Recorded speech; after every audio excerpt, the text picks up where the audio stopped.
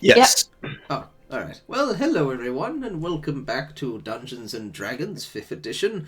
This will be the final episode in the Tale of Baldur's Gate, and we have the final two players here. I am here joined by Kichi FIM Hi! and Solar Flare. I'm here to punch ghosts. Okay. Who are you two playing? Who are you? So I'm playing Tiamat the Dragon. I'm playing Meg the Dragonborn Life Cleric. She is 4 in Dragonborn years, so she's like 12 in human years.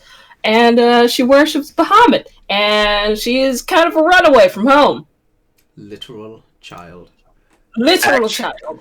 Actual baby. Actual baby. And Solar? I am playing a Way of the Four Elements Turtle Monk, whose name is Donald Atreus Tello. Yes, the name is a pun. No, I'm not sorry. The bane of my existence. Yeah. You've also been traveling the land to find the other, not necessarily turtles, but other ninjas of those names. Anyway, just to get things started, let me just roll a ceremonial die. Yeah, we're doing pretty good. Oh, yeah. That's a healthy roll, that. It's good. Okay. So, without further ado, last time on Ninja's Bizarre Adventure, with the success of Alex's resurrection, you all discussed plans for your next move, deciding to venture west to the great city of Baldur's Gate, to charter a ship, and to sail north to Waterdeep. Dicey.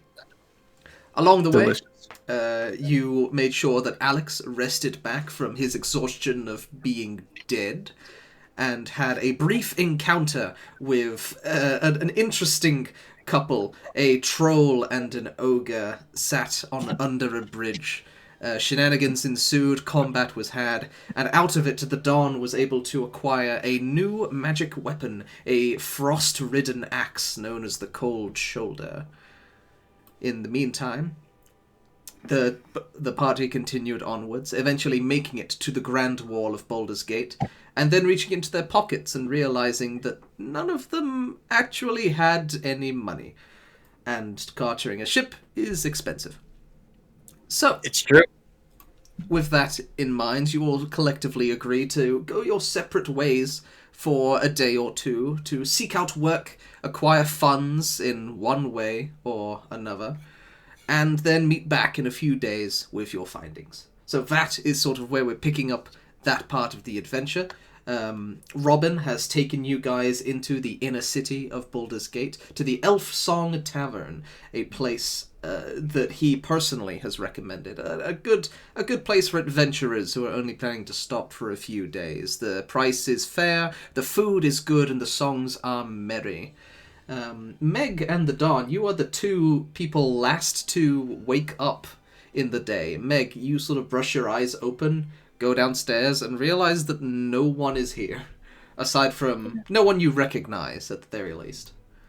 So Meg would, take a little extra time getting ready to kind of begrudgingly put on her heavy armor, and then she'll start by bursting in without knocking into Alex's room. Look around. There is no one in the room. Yeah, she'll move on to Al, and then there's just a series of doors opening and slamming as she checks each and every room and realizes that everyone has gone somewhere. Do you have fugatory? Thaumaturgy? Thaumaturgy, that's it. Not fugatory. What's wrong? No, we're going with fugatory. Yes, I do have thaumaturgy. Just slamming all the doors open and shut. Yeah, that's what she's doing. Like, and then upon realizing that everyone's just kind of left. I assume the Dawn is downstairs. What time of the day would you like to wake up? By the way, assuming that you're the last one. Mid morning, 10:30. All right. Perfectly reasonable. The Dawn, are you in your room or are you downstairs? I'd probably be in my room. All right, so you just hear the door slam open. The Dawn, you grab your stick and staff out of reflex. Meg kind of pokes her head in. Oh, good, you're here! Everyone's gone! Where'd everyone go? I imagine they're out exploring the city. It's quite large, from what I'm told. They left us. Well, the best way to cover the most ground is to split up, they say. Meg seems a bit pouty. Like, this is the first time most of the group has been separated from each other. Like, For a while, yeah, you guys have been pretty tight-knit. Yeah?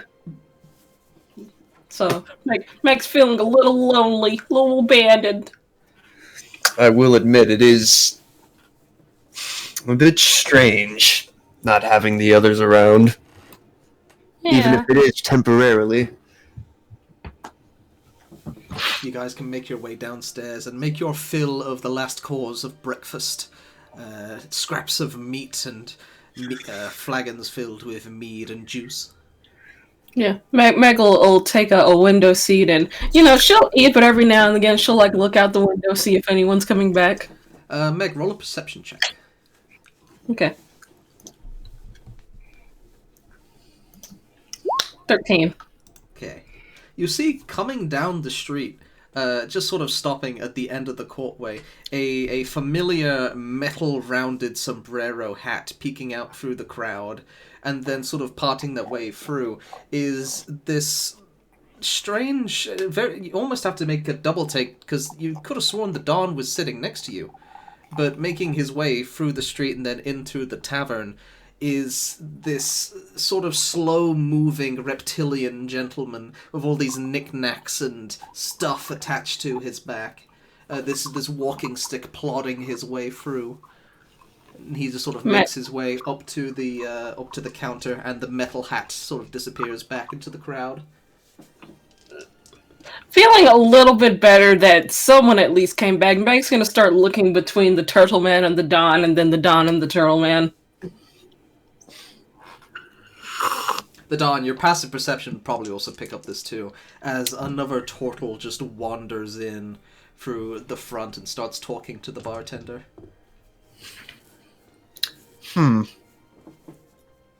Meg's gonna stuff some bacon in her mouth and go talk to him.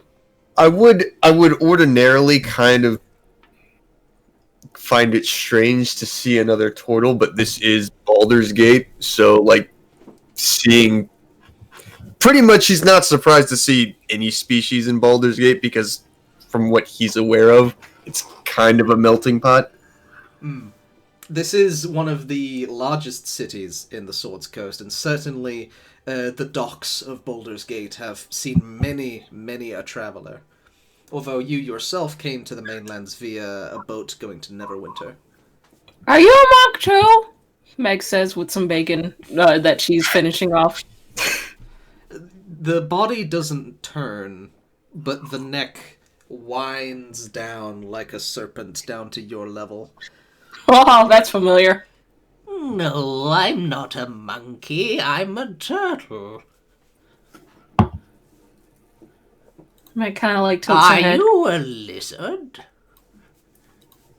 No. Ah, good.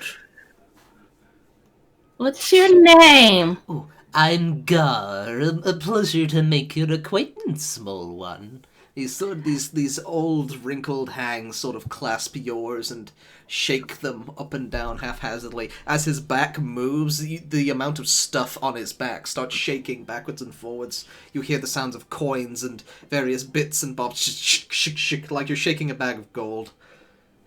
Nice to meet you, Garv. I'm Meg. Ooh, Gar. that's nice. That's a nice name. If you don't mind, I'm just getting to my room. Oh, wait. I think I saw you with my friend, Clyde. You know him? Ah, yes, Clyde and Alistair. Oh, so they're together. What were you doing with them? How do you know him? Oh, I know them quite well. Your friend saved me. I was being harassed on the street by a couple of thugs. And they Who bullied stepped you? in and they helped me. Who bullied you? Who did it? I'll beat 'em up. Oh, I don't know their names, but their butts were thoroughly kicked, thanks to Aunt Alistair. Good. Wait, and Alistair? And anyway, okay. Nice to meet you. And she'll wander back to the Don and relay what she heard. A small, wrinkled claw waves back before the head sort of spins back around. Don! Interesting fellow. Meg will like slam her hands on the table. Don! Yes. Everyone else is going out to play. We should go too. What do you recommend? This is Baldur's Gate, after all. It's one of the biggest cities this side of the Sword Coast. I remember before we came here. You remember when those guards came to talk to us? Vaguely. One of them said that there was like a church of Bahamut. I want to go see it.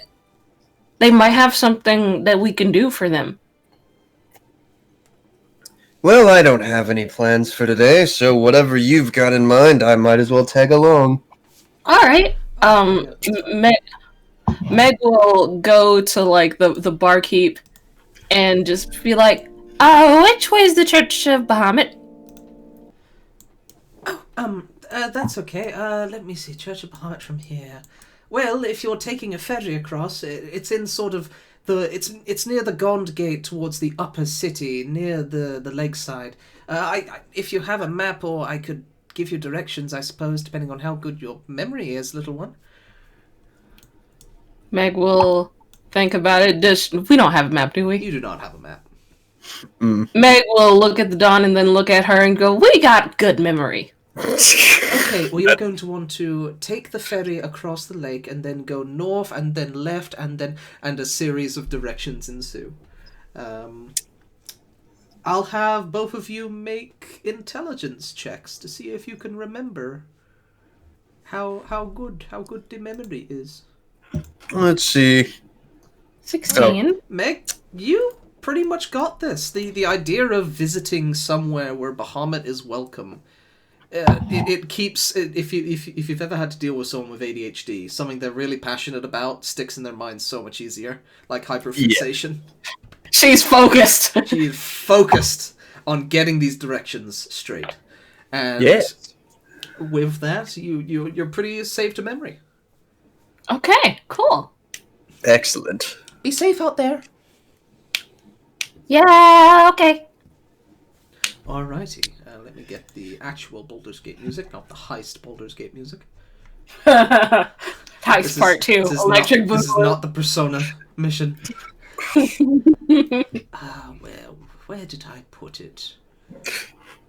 Ooh. We're gonna steal from the church. Good luck with that. Yeah, I'm sure. Find like the level 20 paladin just chilling. Oh! Right.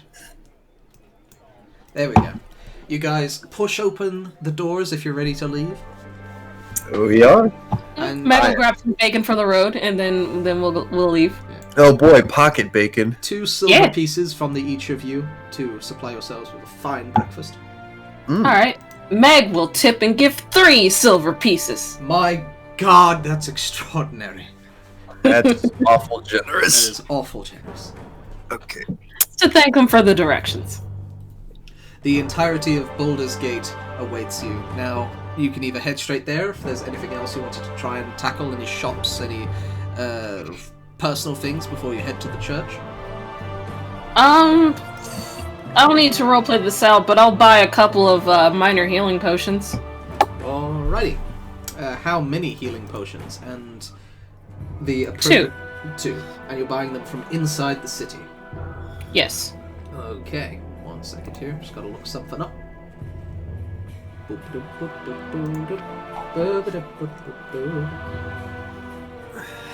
These are minor healing potions you wanted.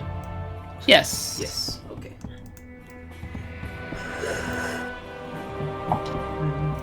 So it is 65 gold pieces per healing potion.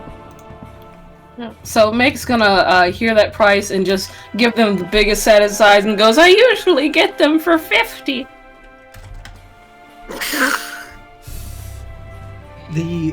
Okay, so make a persuasion check at disadvantage. Fair enough. That's fair. 10! Damn it! The older, sort of a very stern woman in armor sort of looks down and says, "Well, I'm sorry, but these are the laws of this city. If you're part of the Flaming Fist, you get a discount. If you really wanted a cheaper price, then maybe go elsewhere outside of the city. But the tariff is the tariff." I look at the Don. What's a tariff? It's a tax. Where's outside of the city? Like, I dude, suppose you probably don't know what tax is either. Meg wouldn't really know what a tax is. Meg doesn't pay taxes. He doesn't. Meg commits tax fraud. All right, you know what? You know what? Meg wouldn't be that concerned. She'll pay it. She'll be a little. 130 gold for 2. Okay. Yike. One singular yike. Pays to be part of a guild.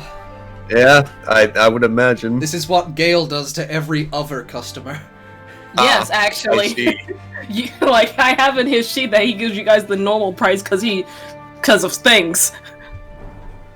Because he likes us. Because of reasons. Anyway. 130 gold pieces off of your character sheet, please. Yeah, I did. Okay, cool, and you can add 2 minor healing potions. Okay. Yeah, Meg wouldn't be that concerned with getting a different price. She's more concerned with getting to the church. Plus she's thinking she gave the golden frog statue to Veron and Alex earlier. They'll get a good price for it. Yeah, I'll get a good price. You guys really don't have to worry about money anymore. Meg does not know that.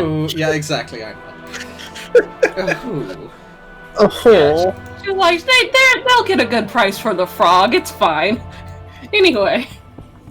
You guys catch one of the ferries. It costs you about 2 silver each, but that's sort of negligible. And you enjoy a leisurely boat ride, which is the fastest way around the city, as by foot in the lower city is so crowded and so packed. I would say Meg and the Dawn, this is the most people you've probably seen in one place, if that makes sense. Like, it's like going to New York when you've only lived in the country. Meg is super excited because she's never been on a boat before. It's been a while since she's been around this many people that weren't screaming in terror or trying to throw rocks at her. That's the other thing. With the amount of devastation that has happened in the past couple of days, this place is calm. It's energized and exciting, but you wouldn't believe that you were just running away from an adult blue dragon a few days ago. Yeah, Meg's gonna go up to the railing and watch the water go by, see if she can spot some fishes.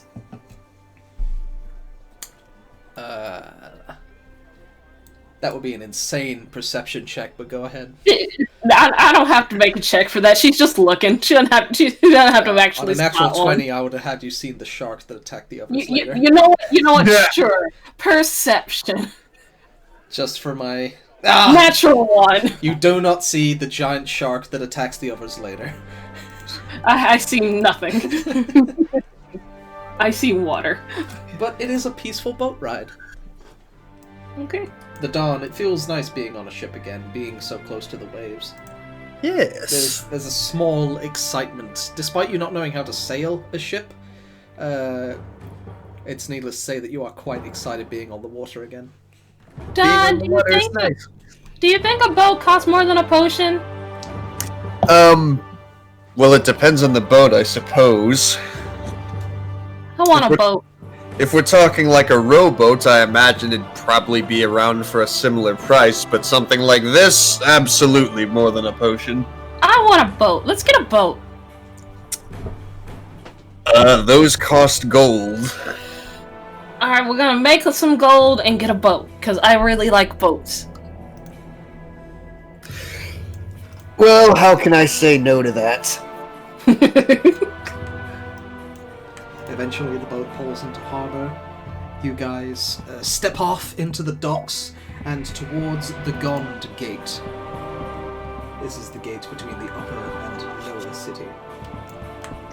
Once the ship docks, Meg just rushes off the boat. Zoomies.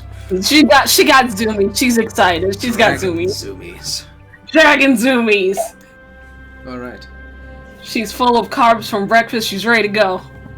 As you head towards the Gond Gate, the watch guards that stand on duty inspect you with raised eyebrows, but the iconography of your armor and holy symbol allow you to pass with little resistance into the upper city. Just past the gate, you see a simple enclosed marble structure with 2 platinum doors facing the northern part of the city, set atop carved marble stairs. Meg is practically giddy. Like, this is the first time she's been to a proper Church of Bahamut. Because she doesn't know a lot about Bahamut. Now that I think about it, this would probably be my first time stepping foot in a Church of Bahamut as well.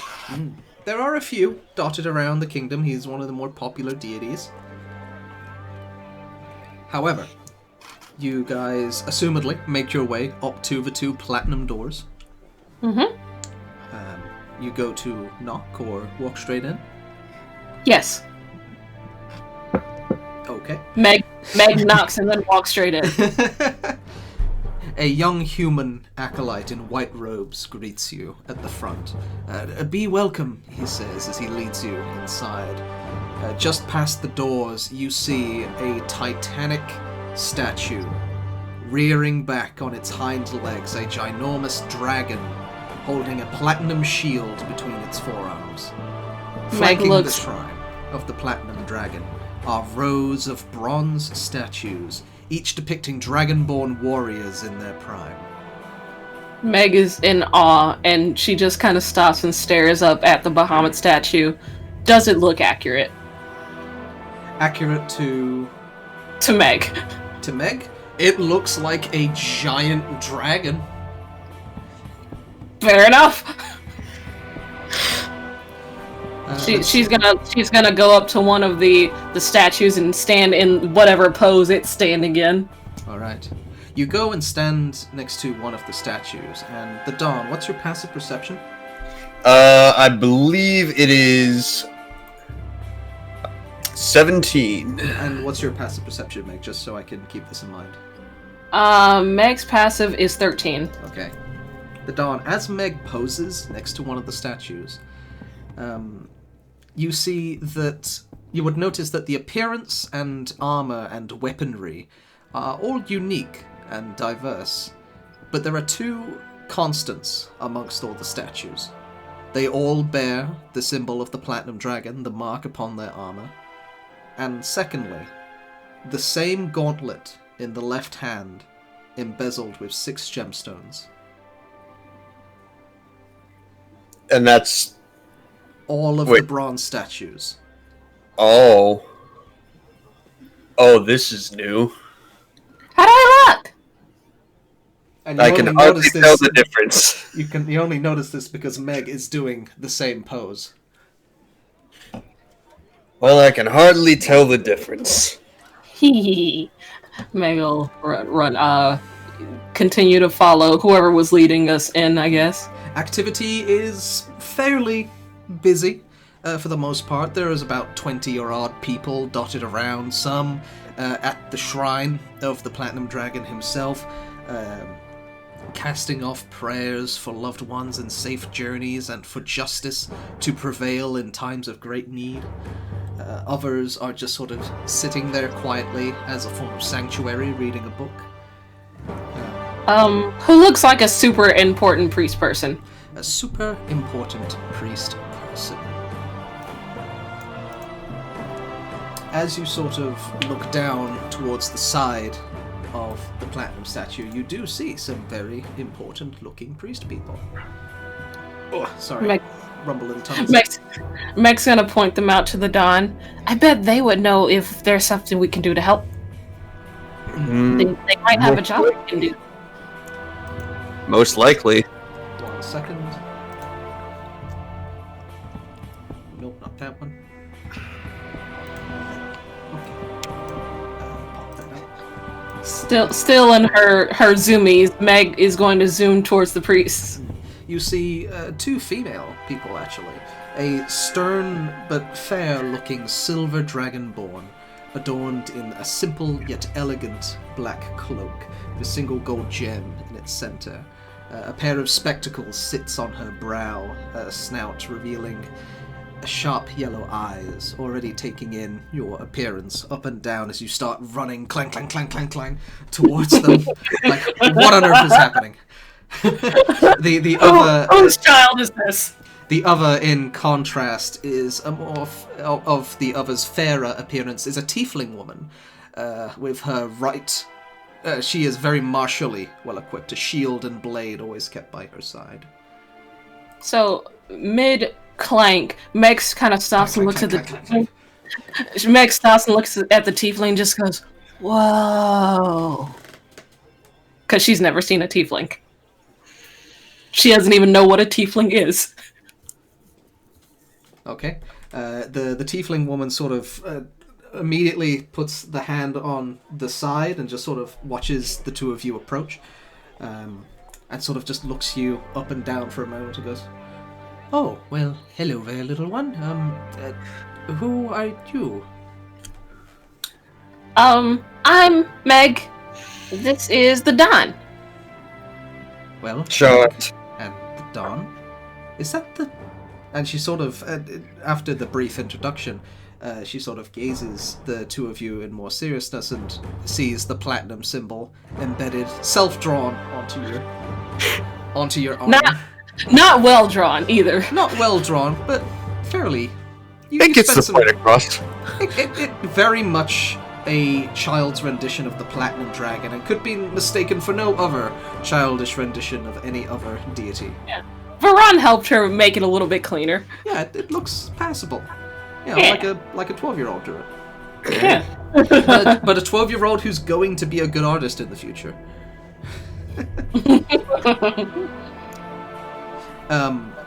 The other, more reserved woman looks down at you and goes, "By the gods, it's you, isn't it? Hello. I've been expecting you." And she sort of kneels down to meet you at eye level and sort of lifts up one of your arms, if you allow it, to reveal the platinum gauntlet attached to one of your arms. Meg allows it, but is confused as to what she means. Oh. Do you know me? My apologies. I am Lyrasin Silvermane, head of law and justice here at the temple. This is Janora El, herald of the clerics. Hi. And you must be Meg. Huh. Okay. How do you know? Oh, I received a vision with... Well, I suppose it would have to be you. Sorry, I'm sure this sounds confusing. How much... No, okay. Let's start off. Hello, Meg. Yes, we knew that you were coming, or at least I did. I saw you in a vision that the Great Worm gave to me. He sent you a vision about me? Well, yes, about you. You were a little taller. I'll grow. I'm sure you will. And you must be her ward. Well, technically, yes. Well, you are welcome, brothers, here. I shall form the High Council immediately. Janora, would you please... yeah, I'll take care of it. And, Janora L, this tiefling woman, will have you sort of sit down by the side and will get you anything that you need. The other silver dragonborn sort of pouts up her glasses a little bit and walks off to go form what she referred to as the High Council. Alright, Meg will sit and request some juice. Juice is provided. Apple juice. Yeah, apple juice. Definitely apple juice. So, someone who knows what she wants. I can respect it. She will drink her apple juice with a pinky up. With the pinky up. Excellent. Janora will sort of sit down by the side of you and start asking you some questions. If you don't mind me... Oh, sorry, get my accent mixed up. A lot of characters. If you don't mind me sort of inquiring, how long have you had that? Referring to the gauntlet on your left side. A while? I guess some months. Okay, and I suppose you remember where you got it? Correct. Ninja, where did we get it? It was in the vault, wasn't it? It was So, in the vault. the vault where? In the lost mine of Phandalin. You guys went to the Wave Echo Cave and you found it in the vault. We found it in a mine in Fannylin. Phandalin? Yeah. Fanderlin. Oh, yes, of course. Yes, okay, that tracks.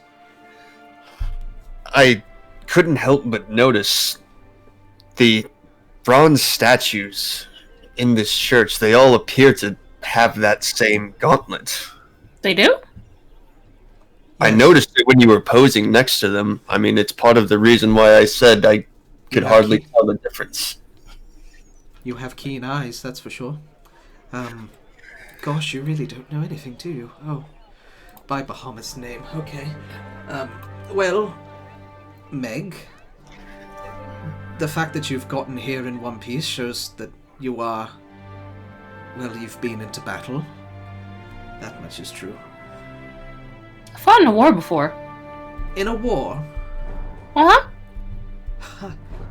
Well, he certainly knows how to pick them. The wielder of that gauntlet is quite important to us here at this temple. They are, and she's sort of, you can tell, she's trying to figure out how to word it, not quite sure whether to treat you as a warrior or a child. Trying to find the middle ground of how to explain things. Bahamut is a powerful deity, but he cannot be across all these lands at once. So he selects a champion, an individual to go out there and spread the good word and to right evil, and all of these champions, they wield that gauntlet. Meg looks down at the gauntlet. You're telling me that each of these statues Is were one of those... One of the Platinum Knights of old. And you're telling me that Herald of Justice. This gauntlet is the only one there is. I assumed there were multiple. As far as I'm aware, it is the only one. Pass it down when the previous wielder passes. Bahamut will choose another. So I'm a champion? You're as surprised as we are. I mean, no offense. I have come and seen so many great warriors over the years, and I suppose this is teaching me that Bahamut is unexpected sometimes.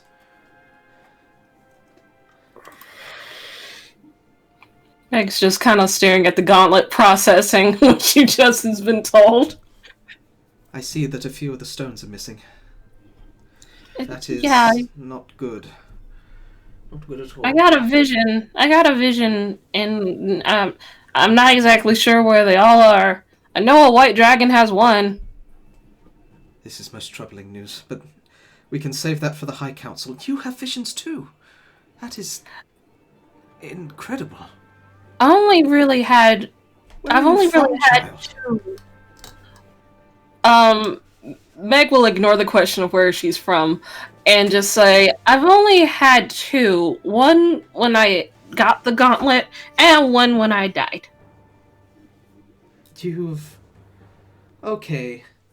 And she sort of like pours more juice for her to drink.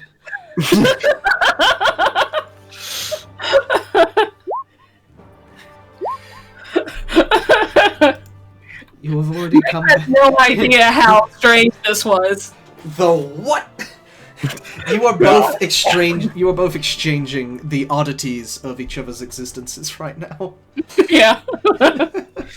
Meg is not 100% aware of how fucking weird her life has been. After a few moments, the older silver dragonborn walks back in and gives a nod to Janora. Come, Meg, if that is what you would prefer to be called, and Dawn. I believe that we have many things to discuss with the High Council. Okay, Meg will look around, wondering where she should leave her glass. Oh, don't worry. One of the stewards will take care of that. Gerald! And this young boy with this jet black hair will come and take your glasses away. Alright, Meg will give him a silver as thanks. Blessings be on you. And you too. Alright, the council will go and decide your fate. I'm gonna go pee real quick. Okay. Understandable. Alright. Janora will lead you sort of into this back room dominated by a long wooden oak table. You guys are the first to arrive. You are free to choose your seat. There are plenty of chairs strewn about. Meg will just randomly pick a chair. Right. I'll pick one next to her. Chairs a little small. You haven't have your sort of arms above the table to hold you up. Meg will sit on her knees.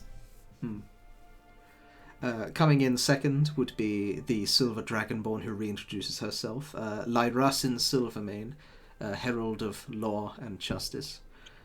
Following her is a stout fellow, a dwarven man with sort of darkened skin. He is drenched head to toe in golden full-plate suit of armor. And you can tell from the crows that sort of strap around his sharp blue eyes that he has seen and won many a battle against evil. He sort of walks into the room and says, "Alright, where's this champion of..." and sort of sees you kicking your legs under the table.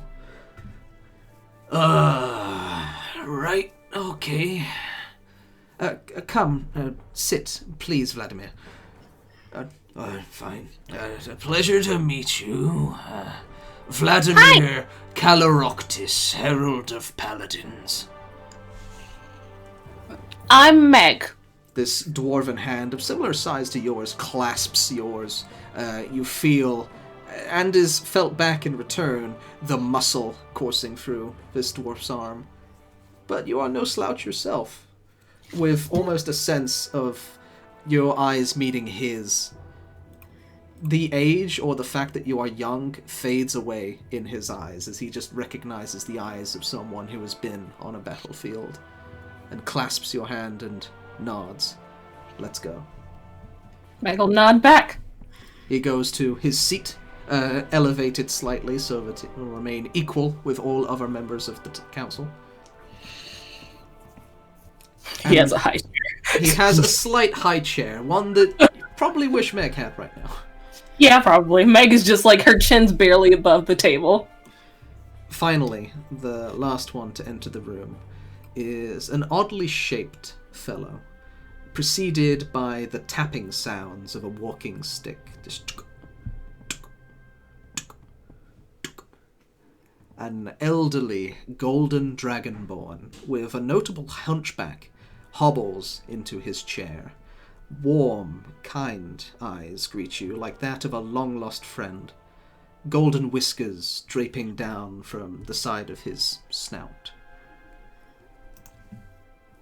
It's nice to meet you. I am Bronlash, High Cleric and Scepter Sanctorum.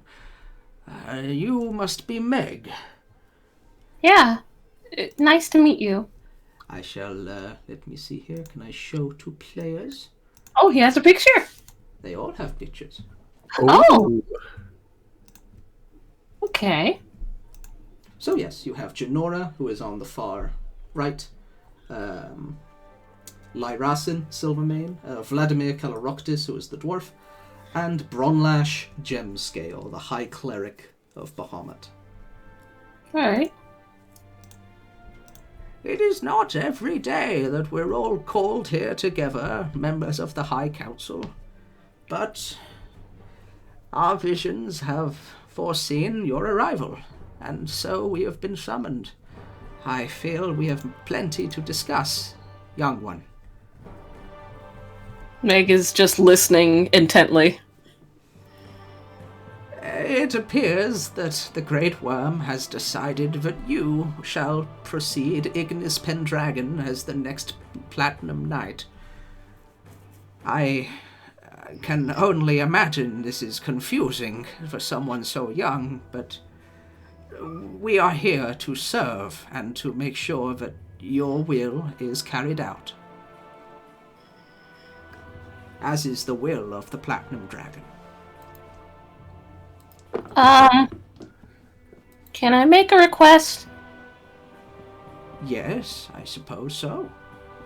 Can I have a book to sit on? Immediately, sort of,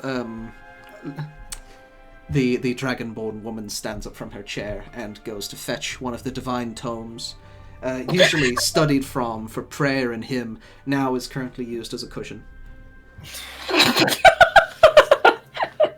Enjoy your booster seat. Alright, now Meg can see over the table better. Yeah. You notice that the hunchback himself is struggling a little just to sort of see over the table, just because he has quite an elderly frame, shall we say. Mm-hmm. Any questions that you will have of us will be answered in tow to the best of our abilities. Yes, but we should probably discuss the matter at hand. What's the matter? I have been told that you too see visions, young one. Well, you are not alone in that. We all have seen visions, once per 10 day, given by the Great Worm himself. I saw one a long time ago. It's kind of why I left home. Would you care to describe it? Okay, so, and Meg's kind of struggling to explain what she saw. But she essentially goes, a lot of people were dying, and there was war, and she didn't exactly know why. Let me glance back at my notes real quick. Hold on. Sure, take your time. If you wish to recollect your memory for a moment, we can discuss what we have seen. My visions were a most troublesome sight. I have not received a message from the Great Lord in quite some time, but I saw burning towns destroyed. Not by a dragon and not by a cultist, but by a single man. I swear it by the high clergy. I saw that a traitor had resurfaced once more. Hark this, young dragon. There be an enemy of this church, known him by the name Gaius the Fallen. He was a paladin before Vladimir, who held that spot on this council. But he has fallen to the darkness and broken his oath. With all that is going on, I predict that it's only a matter of time until you face him. I impart to you this wisdom. If you are to encounter him, I advise you run if you can, and fight if you must. Okay. So the visions I saw, I saw a lot of people, my people, where I come from, and not just them, but monsters all around, and death, and destruction. I don't know what it was caused by. I told my family, but they didn't really believe me. And sometime later, I had a dream of me leaving my people to go and try and help and stop this from happening. So that's what I did. All this at such a young age. I'm sorry that you haven't had much time to grow up, but if Bahamut has chosen you, then you're going to have a very tough life ahead of you. Brawnlash, would you please describe what you see? Sorry, I got a cough. Ah, gosh. Some dinner went down the wrong way by the look of it. Vladimir, could you please describe what you saw? Well, I have visions I have not shared in a while. It happened about 10 days ago. I saw the world being destroyed by cold, choking fumes, lightning storms, and waves of acid and scorching fire. I became convinced this was a premonition sent from Bahamut. There was a hint of something sinister stirring within the shadows of the grey peaks. Although it is clear that whomever Bahamut was trying to see is determined to remain uncovered. Janora will sort of pipe up. I have foreseen battle. A skirmish between Dragonborn of the wild clans and humans. This sounds similar to what you have seen, my child. This cannot come to pass, for if I am aware, the dragon clans have mostly remained neutral to this point, and I pray that it remains this way. Meg is visibly, disturbed by hearing that, because, like they said, she knows that her clan is not at all interested in the dragons. Your clan, led by the chieftain Lo Lorden, was formed out of the premise of the dragon gods, both good and bad, being detrimental to their kin. Yeah. And has formed this clan around not worshipping the dragon gods.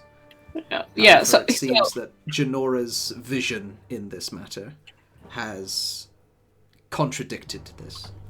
Yeah, so Meg will, hearing that, she'll go into more detail about, where she's from and how her clan is. And she would know the name of it, so she would tell the name as well. Yeah, I think the name's on your character sheet, if I remember. Yeah. Did I copy-paste it like a smart boy? I did. The Turneroff clan. Yeah. The Northern Turneroff clan, led by Lo Lorden of the North. Janora will sort of look at the troublesome in your eyes, almost upset that she's the one to tell you this dreaded vision. And she'll ask you, may I ask, young one, how long has it been since you have returned to your people? Since I left, which... A few months. Sort of. Maybe half a year by now. I have talked to my mom, but she didn't say anything other than come home. And my brothers were looking for me. I pray that that they remain neutral in this conflict. I really do. It is unwise to ignore such a precise vision of conflict. One other thing from my vision. I don't know if they're going to be neutral, but I remember they were helping to end the conflict. I don't know how or why, but I remember they were helping to try and stop war. Well, if I tell from the tone of voice that home may be uncomfortable, If you don't wish to return, then I can send someone else, one of Vladimir's paladins, to go and see if everything is all right over there. That'd be great, because I didn't leave home with permission, and they're really mad at me, I think. Bronlash, the old and golden dragonborn, just sort of chuckles like, he knows how to pick them. Meg's the runaway dragon. I kind of feel like all the previous champions were.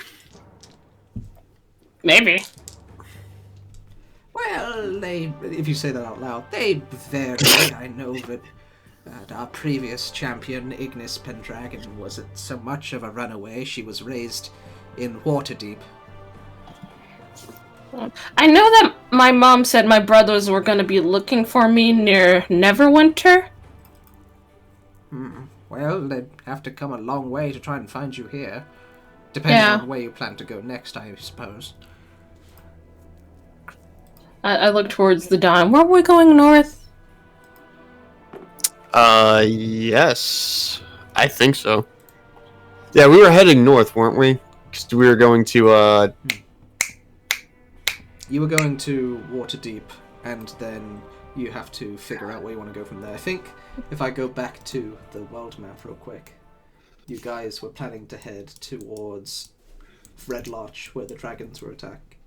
Yeah, that sounds about right. Yeah. I think Waterdeep was on the way somewhere, though. Waterdeep is the port city that you guys are going to have to go to, and then you would travel inland towards Red Larch, where, by Lacrimosa's report, a black dragon attacked. Yeah. Okay. So Meg will say all that to them. Oh, yeah, that was Silver's doing. Shitstorm in the north. yeah.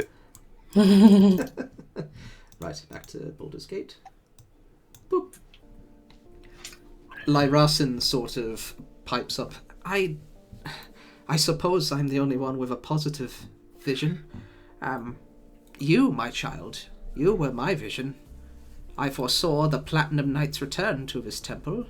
It is why I have gathered us here this day, although I admit, and pardon my words, bewildered to see the Great Worm pick someone so young. But clearly, he understands more than I do. I'll grow. I'm sure you will. Meg seems very indignant.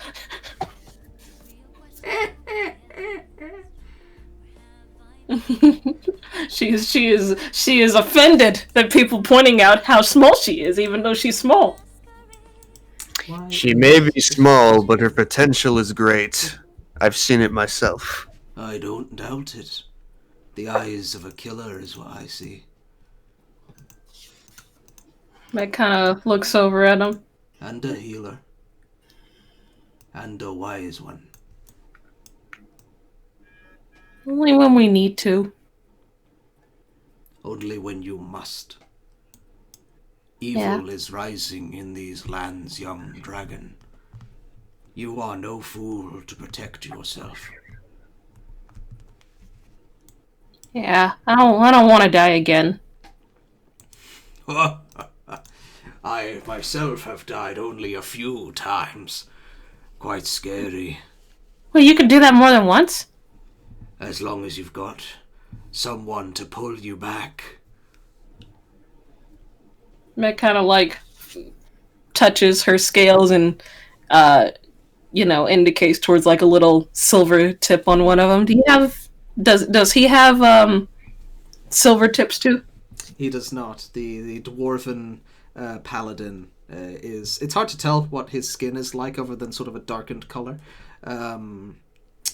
Yeah, he's decked out in full plate armor. Oh yeah, I can't tell. Did you look different when you came back? I think I got a bit shorter, but aside from that... Although I suppose that it would bring us to an interesting topic, wouldn't you say, Bronlash? I suppose we should discuss it. Young Meg, the Platinum Knight has a few duties at this temple, and Well, one of which is to restore the platinum gauntlet that you have on your left side there. It is Okay. one of your greatest weapons against evil. And its recovery to its former self, its exalted state, I would hopefully convince you is an utmost priority. Okay. Okay. You I'll- mentioned one of your other visions. One of the Yeah. stones. Yeah. Okay. So I had a few visions on where the stones are, but I can't really tell where they are exactly. I can describe what I saw to you. The descriptions would be useful, yes. We can have our clerics try and scry on such information. We are in at least somewhat knowledge of one of the stone's location. Oh, which one? The golden stone, stone of the wings. Okay. Where is it? The Platinum Knight is nothing without a Platinum Knight's ward. The ward fell in battle a couple of years ago. Frankie Pendragon. He was the last known possessor of the Golden Dragon Stone. Frankie. Frankie Pendragon is his name. Okay. He is a unique case. And you would have perhaps not heard of such an individual, but those devout enough to channel the power of Bahamut into battle, allow the divine rage to consume them, and are paragons of warriors even in death. When one of his kind falls in battle, their soul is sent to the crypt, and can be brought back to serve again rather easily. Okay. I would task you in going to this crypt, speaking with the crypt keeper and resurrecting Frankie once more, as the Platinum Knight is nothing without the ward. Okay, where's this crypt? It is below us, the crypt of the Platinum Dragon. Oh, Although only the Platinum Dragon with the gauntlet is able to enter such a place. okay. So I don't know. I don't know if I'm have the magic to revive someone if they've been dead for a long time. We can provide. I suppose if you are unable to bring...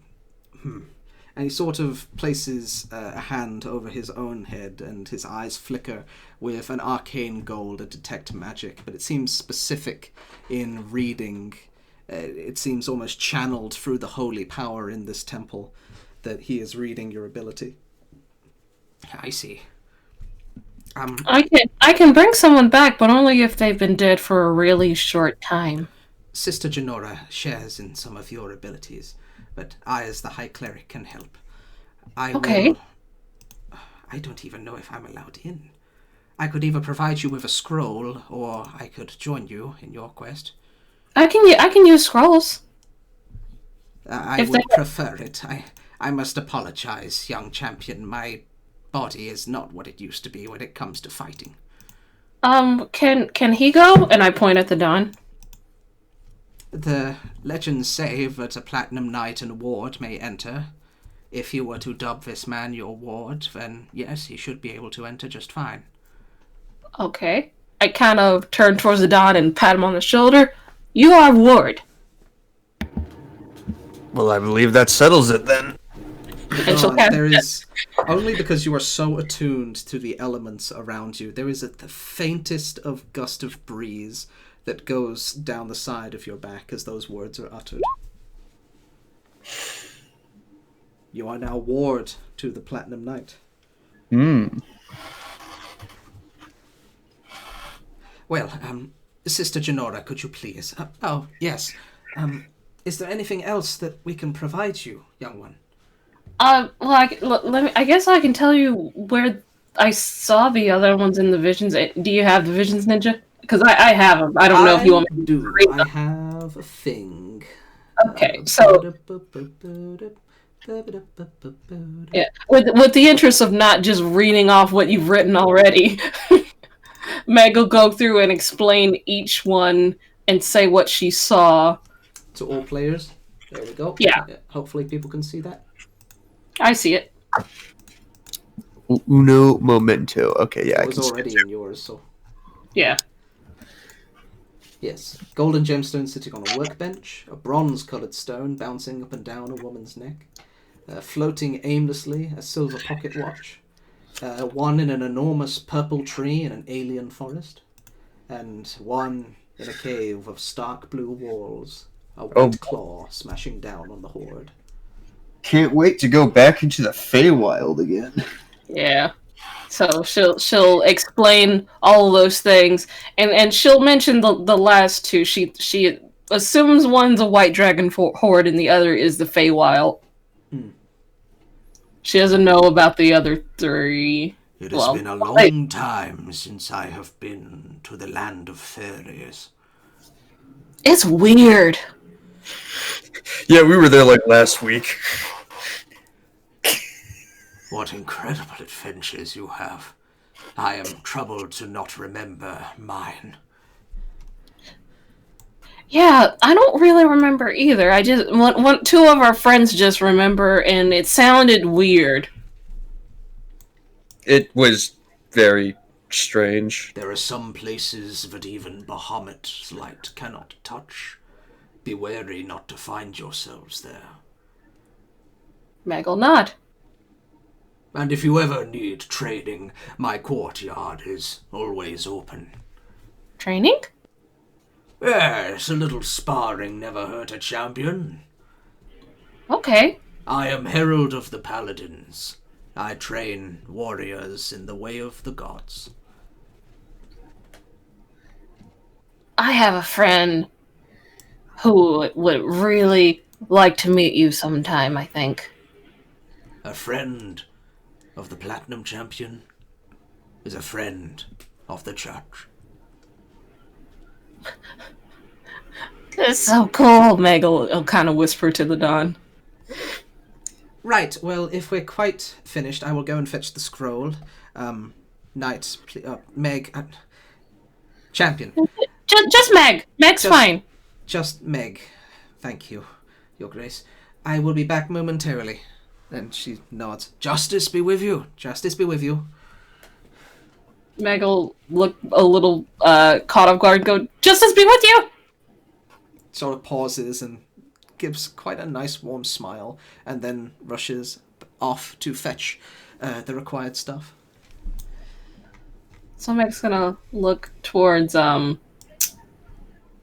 what's his name? Vladimir? Vladimir is the paladin.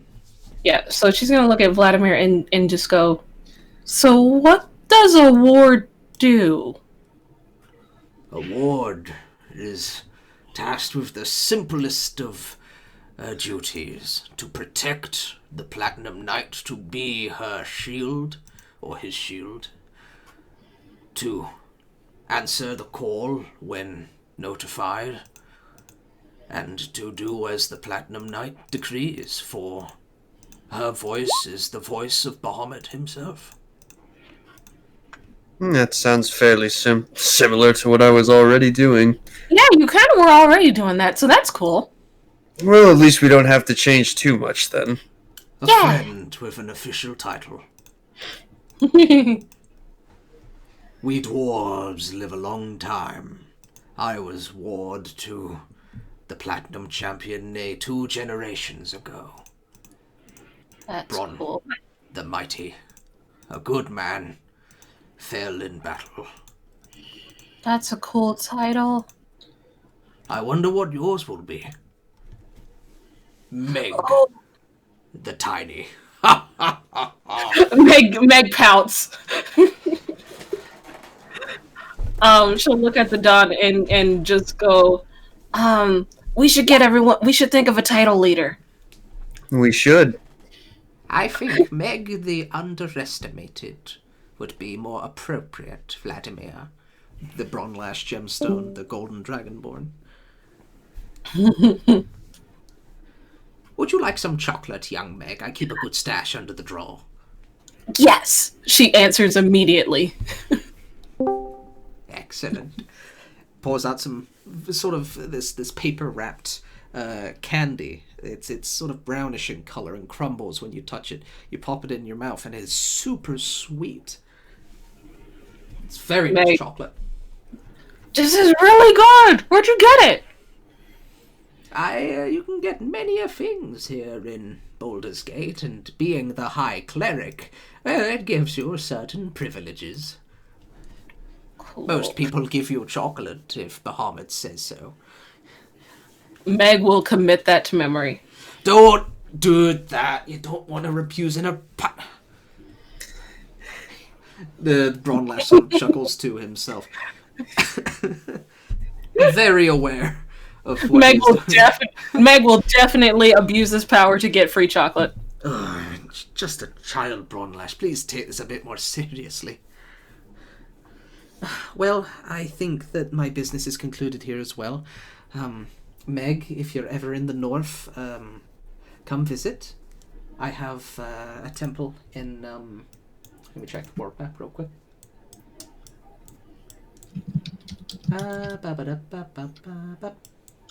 Mirbar.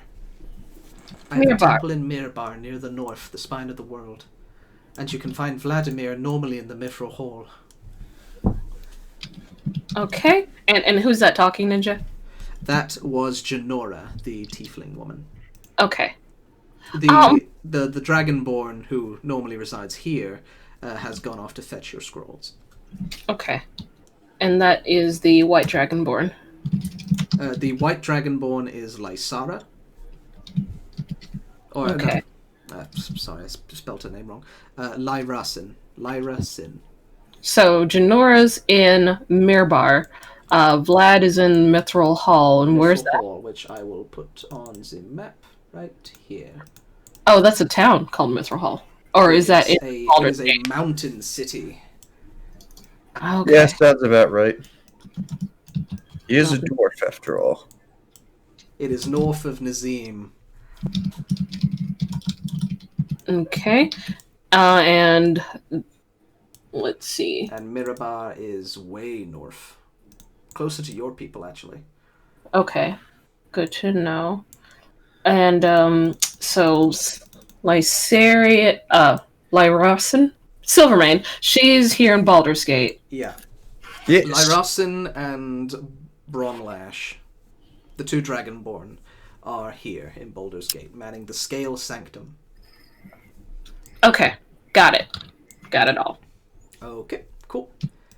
They were specifically called here because of Lyrasin's vision of the Platinum Knight's return. Okay. I have gotten the things. Okay, I've also revealed those places on the map, so don't worry about it.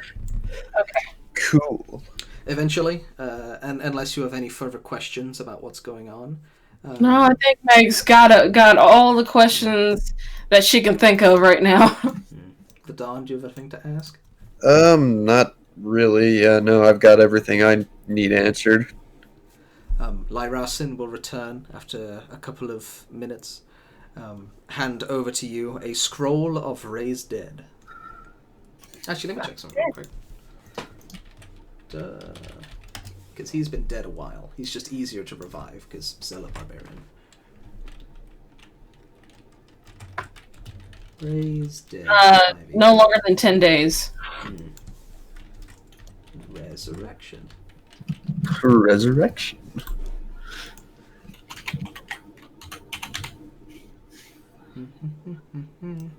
More than a century. Okay, good. A scroll of resurrection. Okay. You finally get to try out your cool DMing idea of zealot barbarians being summoned in a vault. Yep. There's a lot of them down there, but he only needs this one for now. Yes. Okay. Then I shall lead you to the seal of the dragon. Okay. If You you're ready, Dad? child. I'm ready if you are.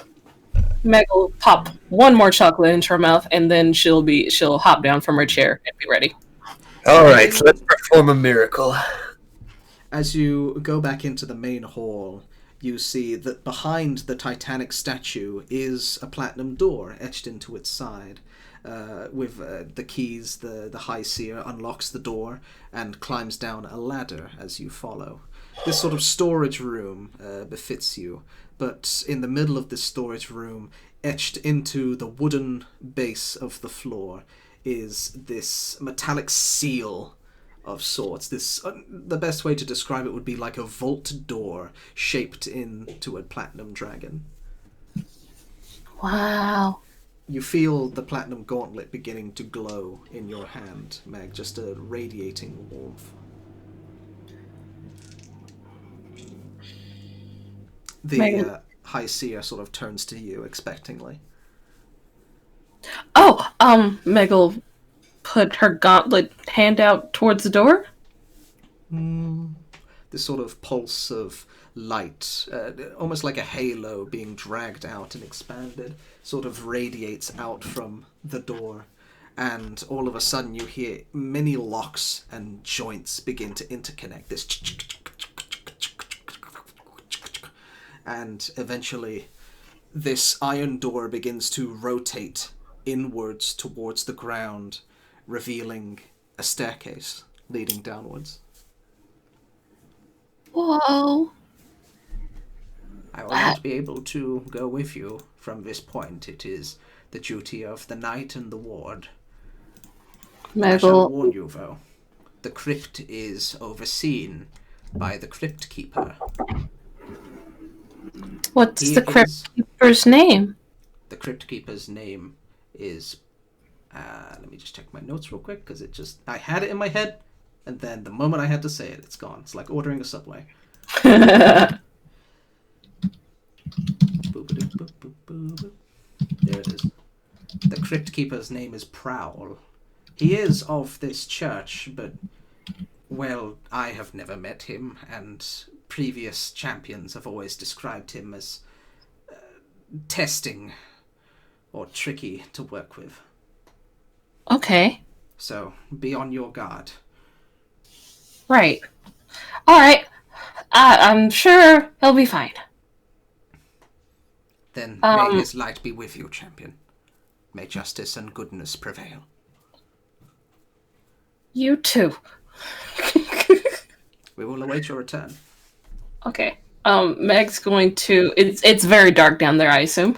It is very dark down there. So Meg's going to pull out a torch, and she's going to light it with continual flame. Woo! Continual flame. That is not a concentration spell. Nope. Nope, and it lasts until dispelled. So you just have an infinite torch that does not burn, it just makes light, if I'm correct. Yep. Yep. Yep. Yep. Okay, Yep. cool. Good to Doesn't create heat. Doesn't use oxygen. Okay. It can be covered or hidden, but not smothered. An infinity flame. Excellent. Yes. Good to know. Yeah. Keep that in mind going forward, please. All right. Yes. As you guys begin your trek down the stairs, we'll take a small break. Yay! Just like Works for me. 15 minutes maximum, just to chill out while I make sure that everything is prepared next. All right. She is the chosen one! Meg is small. That's all. Meg the Tiny. Meg is tiny. Oh, she doesn't want that name. You'll grow. Meg mentions Yo, she's bro. died at least once. bro. Everyone else is visible confusion. Yes. She's like, well, I got better. Ah, platinum dragon stuff. Ah! It did Are you strike just me that in the 3 years that we've been playing this campaign, you've never once actually met someone from the Platinum Church. No, she's never actually been to a church before.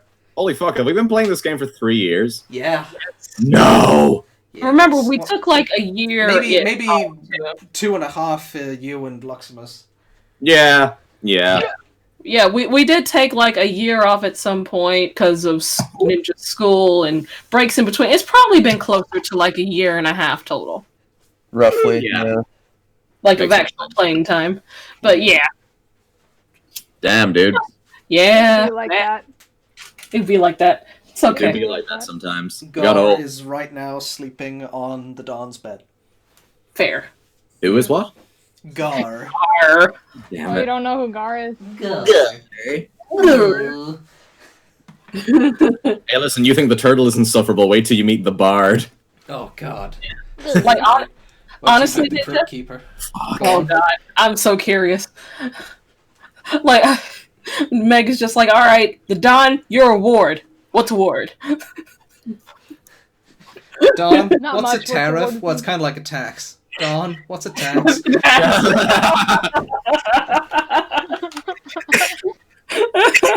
It's something that greedy bastards use to get more money. Everyone else is like, emergency meeting now. Honestly, yeah, when Meg walked in, they were just like, bonk! Yeah. Pretty much like they have this. The world is ending. Dragon cults are rising up. They get a vision of hope that the champion has returned. And it's a little Emergency girl. meeting. And it's a little girl. They're not upset or disappointed. They're more just surprised. Like, Okay. okay, I Bahamut, get- who we do not question, chose this one. Like, okay, I guess we're doing this then. And Mom this is is like, why, yes. and this is why Robin thinks the gods are bullshit. Like the paladin who has so many superior warriors and like people who are veterans on the battlefield just get passed over. That's because Like- goodness comes from an honest place. Aw. Aw. The veteran paladins are gonna be like, this is fucking bullshit. Fuck this kid. We're gonna kill this kid. Some might. They might do. Well, there is one fallen paladin out there that you are now aware of. Yeah, I know. Wait, what? I missed that part. Yeah. One- all of the High Council had visions. One of Meg's return, one of the world ending in 5 various apocalypses of fire, cold, acid. You know the drill. Yeah. Literally the word. There's one of the the Dragonborn clans that have normally remained neutral, having to get involved in conflict. Okay. And Yeah. there is the final one was of the return of a fallen paladin known as Gaius the Fallen, the Betrayer. All right. So we got an oathbreaker that we gotta kill. Meg Yeah. was told specifically, do not engage unless you have to. Oh, Robin will engage.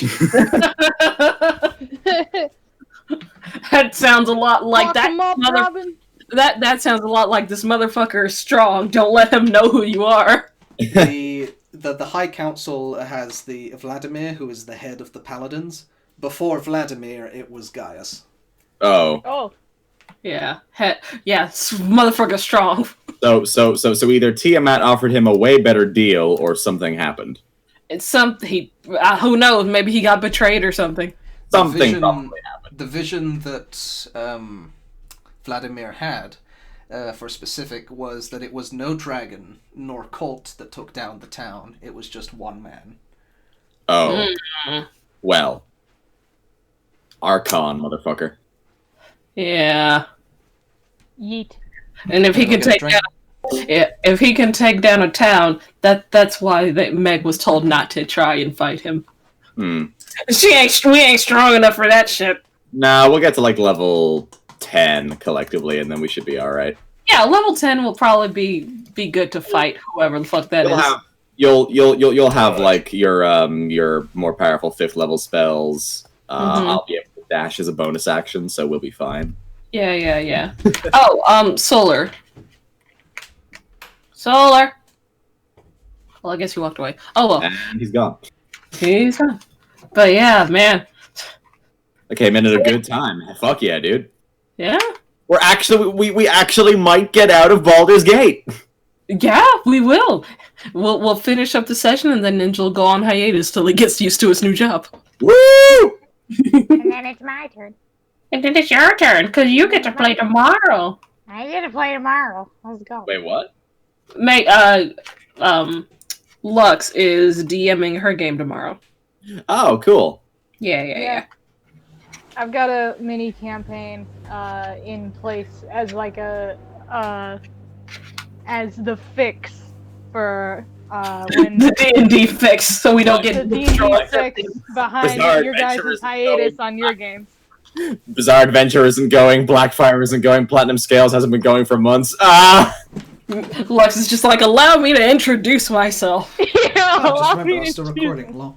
So, you descend the steps. For about a good couple of minutes, you wonder how far these steps go down. The distant sounds of Baldur's Gate, the people talking on the streets, the birds flapping, the sea crashing against the waves.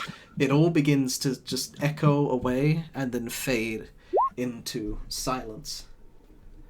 It's rather solitary, you guys walking down these steps. You're almost trying to figure out if you've made any progress, but with your torch, you're able to see a single pinhole of light as you look back up to the top of the staircase. It is hard to judge how deep you are right now. Eventually, it corners off to the right and plateaus into a small open area with a wooden door that looks old and rickety. There is, with holding your torch up, you're able to see that there is text written above the door in Draconic. Alright. What's it say? The text reads, "The mind of the dragon may pass." The mind of the dragon may pass. Alright. First of all, Ninja, can we have music? You will have music very shortly. Okay. Meg will walk towards the door and put her forehead against it. Donk. The sound of the donk echoes donk. Okay, that didn't work.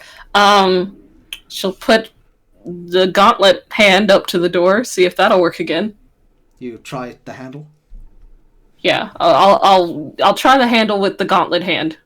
The door opens into a much wider area.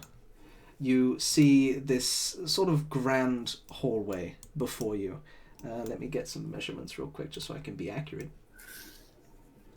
It's about 100 feet by 100 feet across. It is a grand chamber. Oh, hang on, that may be the ruler messing up. It's a big room. There are lights in this room, funny enough.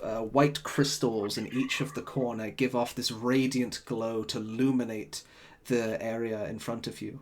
It's quite barren. There are no tables, no chairs, just pillars across each side of the walls, giving way to the front end of the chamber. The most notable part of it being that the floor of the chamber is checkered with white and black marble. Oh, god damn it, I have this map. Ah, beat you to it. Fuck you. That's wizard's chess. The mind of the dragon may pass. Okay. Meg will step... Do you hear sounds, by the way? I Yes. do. Okay, It is cool. spooky. Meg will step here. Alright, I'm gonna need to hold you there. A wall of light just sort of encases you very briefly. The Dawn, what are you doing? Well, you just said like a wall of light is enveloping Meg. Yes, in sort of a square-like fashion. You touch the light, it is harmless, Meg, but you are kind of stuck. So it's like hard light? Kind of like a wall of force, if you will. Hmm.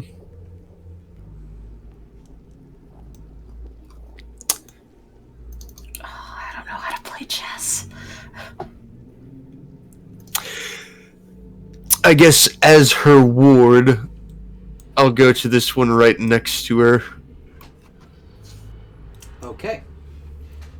The wall of light encompasses around you as well a second cubicle of light. As well as the two of you sort of step down, these two cubes now formed, each of the other checkered pieces begin to glow as these spectral images begin to rise from the light. I need to set this up real quick. Oh boy, it actually is chess. Someone Google how to play chess real quick. Jeez, you've never played chess before? Yeah, if you've never I- played chess, that's fine. I'm just Yeah. surprised. I figured everybody's played chess at least once. I've played doesn't mean I know how to play. Like my dad tried to teach me when I was little, and I quickly lost interest. I mean, it would actually probably be better if you didn't Google how to play chess. Then you could, Just then, right. then you could really get into Meg's head. Honestly, you're right. I'm not even gonna look it up. Meg would not know how to play chess at all. Woo! Now we're really getting into character. Yeah, you're good call. Meg would not know how to play, so it makes sense. Let me just rename some of these pieces.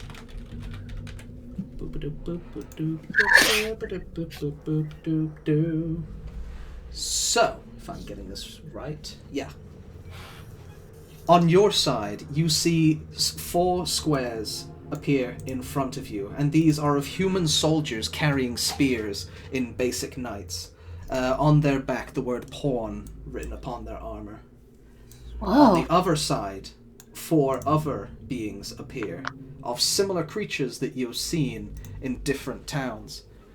However, they do not appear as active or as savage as before. They seem still motionless. On your side, standing next to Vadon, a figure, old and grey, and somewhat familiar, rises in a spectral form. And then next to him, matching the dawn, a knight in valiant armor. Do you all see the nameplates? Yes. I don't see the nameplate of the knight. This gentleman? You see that? This guy right here. Yeah, I see the guy. I just don't see knight. The Let name. me, hang on, advanced players see name. Good. You have to remember what your pieces are. Yeah. Okay, you should be able to see him now as the bishop. Yes. Yes. Let me remove the king, as that is where the dawn's sat. And let me just move that piece there. You're the king. The dawn is the king, and Meg is the bishop.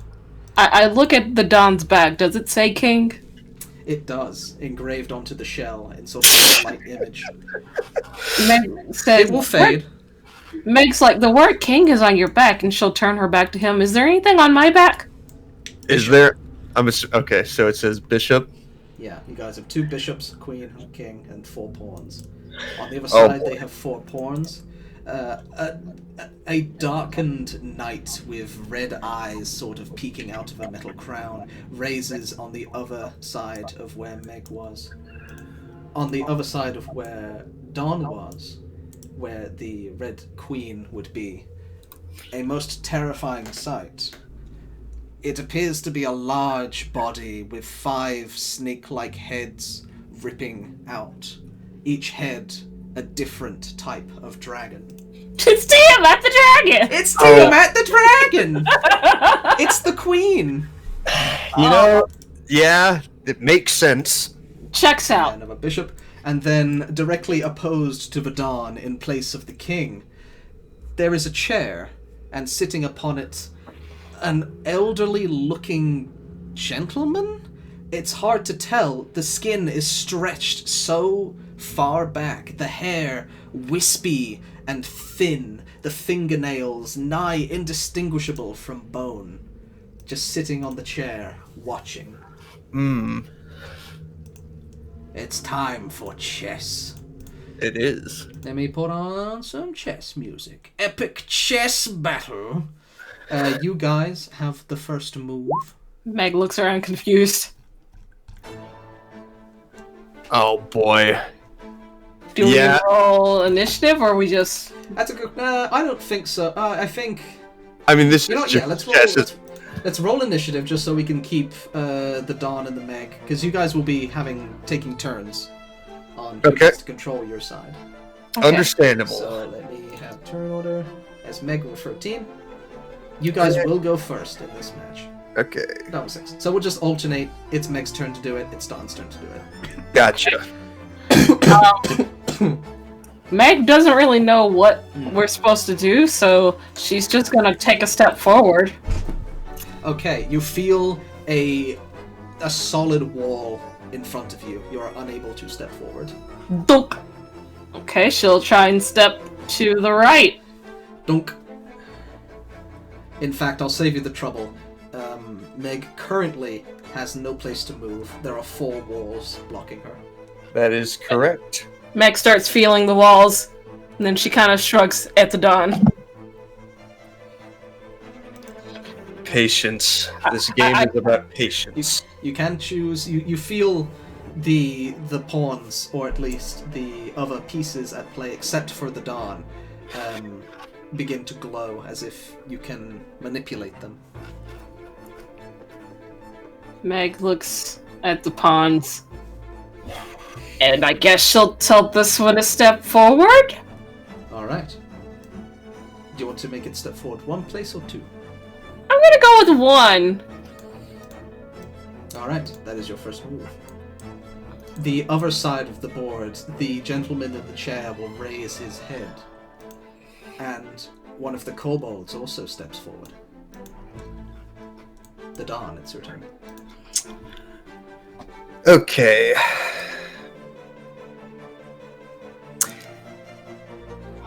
I'm considering here. Yeah, okay. So I think I'm just going to have this one right here in front of me. He's going to go forward twice. He's going to go He's going 2 steps ahead. 2 steps ahead. 1, 2.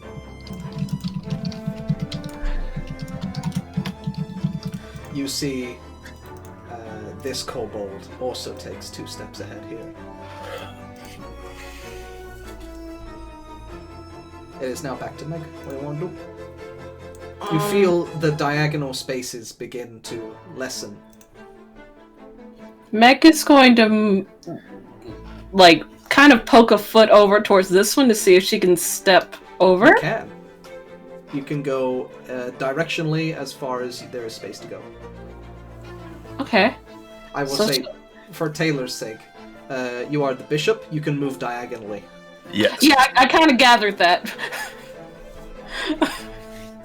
Alright, So, next move is going diagonal. here's a question. What's up? Can our characters talking to each other, can that happen regardless of whoever's turn we're on? Yeah, you can talk to each other and you can take your time. There's no timer. Okay, yeah. So, that being said, Don would tell Meg, you're a bishop. You can move diagonally as long as there's space to go. Okay. Where can you move? Well, by the Very looks slowly. by the looks of things, and ironically, I'm a king, so I move slow. I can only go one space at a time, but any direction. That's weird for you. Yes, it's strange. However, the point of the game isn't about speed. Like I said, it's about patience. Okay. So Meg made her move already. That's correct. Alright. You see the giant spectral monstrosity at the back line beginning to claw its way diagonally behind this kobold. Hmm. You have not seen an entity quite like it. That's scary. It is frightening. Yeah, I would imagine so. I told you Tiamat would be here. Anyway. God damn it. It's the Don's turn, I think. Yeah. Don, what do you want to do? Alright, so... yeah. This guy right here in front of the queen, he's gonna go forward once. Alright. They are going to send a bishop diagonally this way. That's fair. Back to Meg. You can control any of these pieces. Okay.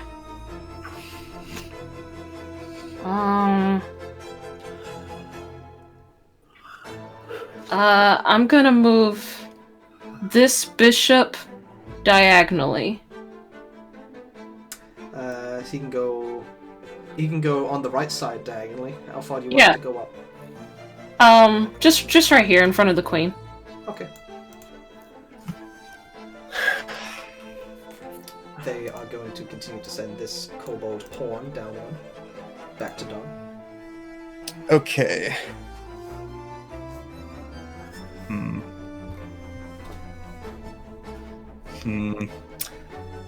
Yeah, that's probably not a good idea. Okay. I will say. Think through it. Don't overthink it, because I'm not very good at chess. Noted. Okay. This is meant to be fun. I know. Okay, so... Yeah, this bishop here... Yeah, he's gonna go which right... bishop? This one right here in front of the The one queen. that moved? Okay. Yeah, he's going... Go here. Pawn... Yeah, right there. Alright. It is their turn. And this bishop here is going to move down to here. Seemingly to block off your bishop's advance. Alright. Meg, Okay. I'm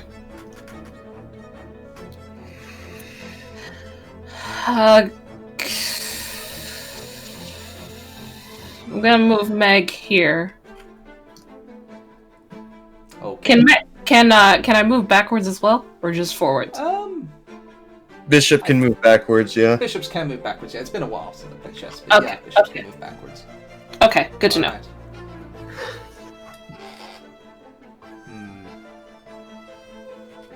This pawn is going to continue to move down one.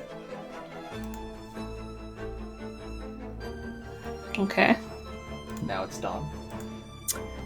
Alright.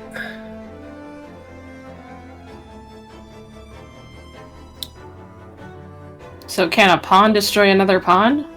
Yes. Diagonally, I believe. if I'm Yeah. correct. Pawns are diagonal. Like, they can only attack diagonally. They can move forward, though. Yeah, they move forward, but they attack diagonally. Okay. Your characters can talk to each other as well. Yeah, I noticed. Yeah, okay, so this pawn right here, he's going another step forward. Okay.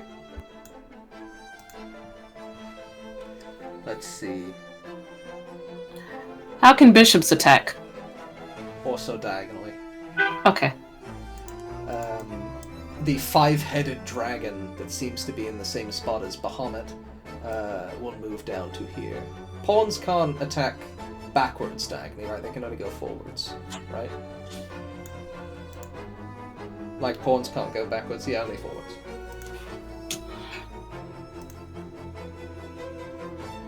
Alright, that is their move. Okay.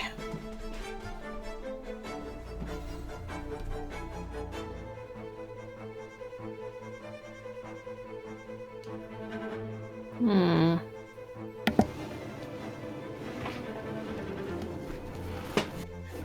Is there anything? I forget which. With the queen, can she attack in any direction, The or queen can go in any direction. I said attack? Yes. Any direction. Okay. Your queen So- is Old Man Toomahab over here. So, Okay.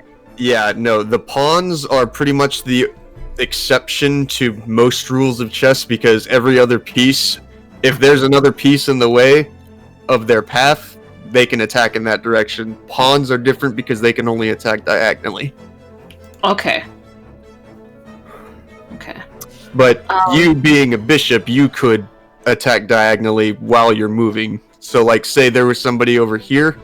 Can I move and then attack? Yeah, you would just, like, that's how chess works. By moving your piece to where... Hang on, let me just get the arrow. Okay. Like, I can, say there was a guy here, you could move over here, and that would count as an attack. okay. Right now, And they can move here, here, here, or here. Yes. okay. And can the bishop attack the queen? Not from that place, no. Like, any piece can attack any piece in chess. So you could have a pawn take out a queen if the queen was maneuvered in such a manner. So, like, if Meg moved next to the queen, could she attack the queen?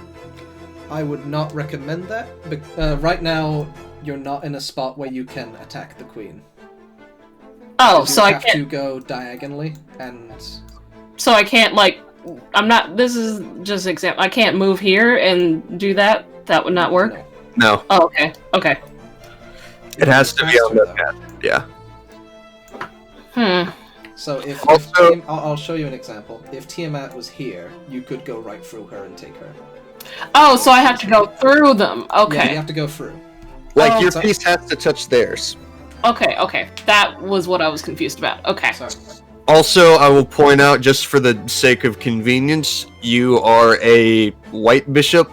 Like, you're on the white spaces, so you can only go on the white spaces. That's just a handy rule of thumb.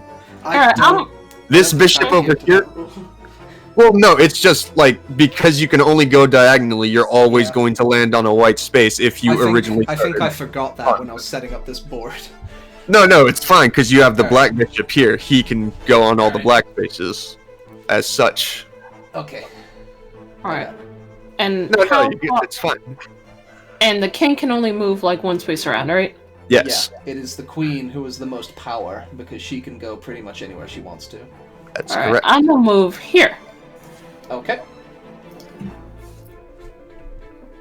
The other bishop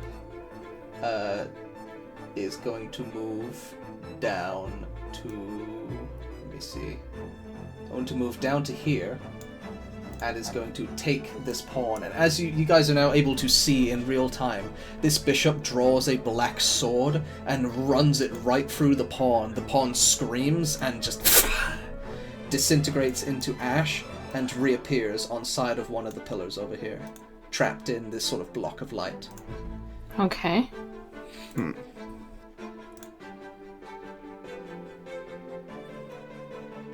And it's your guys' turn, so done.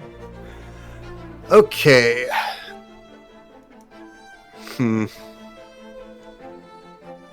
Yeah, alright. So that actually just opened up an opportunity for me here. So I'm going to have the queen move to this spot right here and take this pawn. Alright. You see the elderly gentleman send his birds to fly and impact the kobold, and when the bird touches the kobold, they both explode. And this kobold is sent over to here. And it was here. Okay. Alright. It is their turn. Let us see. These bishops are kind of locked. I guess this I could take that guy. Yeah, okay. This kobold.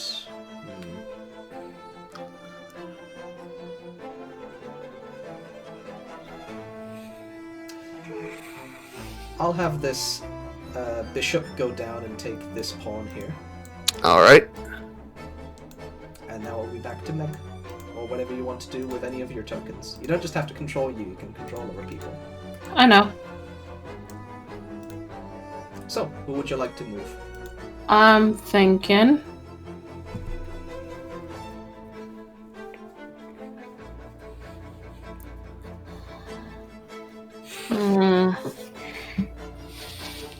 As you look around on the board, the spectral image of a familiar old man smiles at you.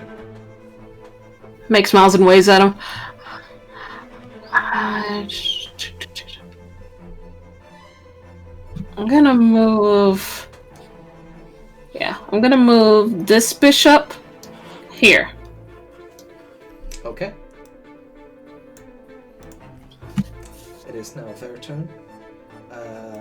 Tiamat, or the five-headed monstrosity as their queen, is going to move diagonally down.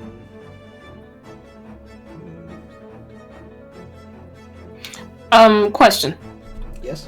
When you move through someone's space, do you have to stop on their space, or can you like kill them No. and go past them?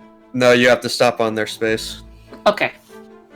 You can't kill them and go past them. Okay. Let's see.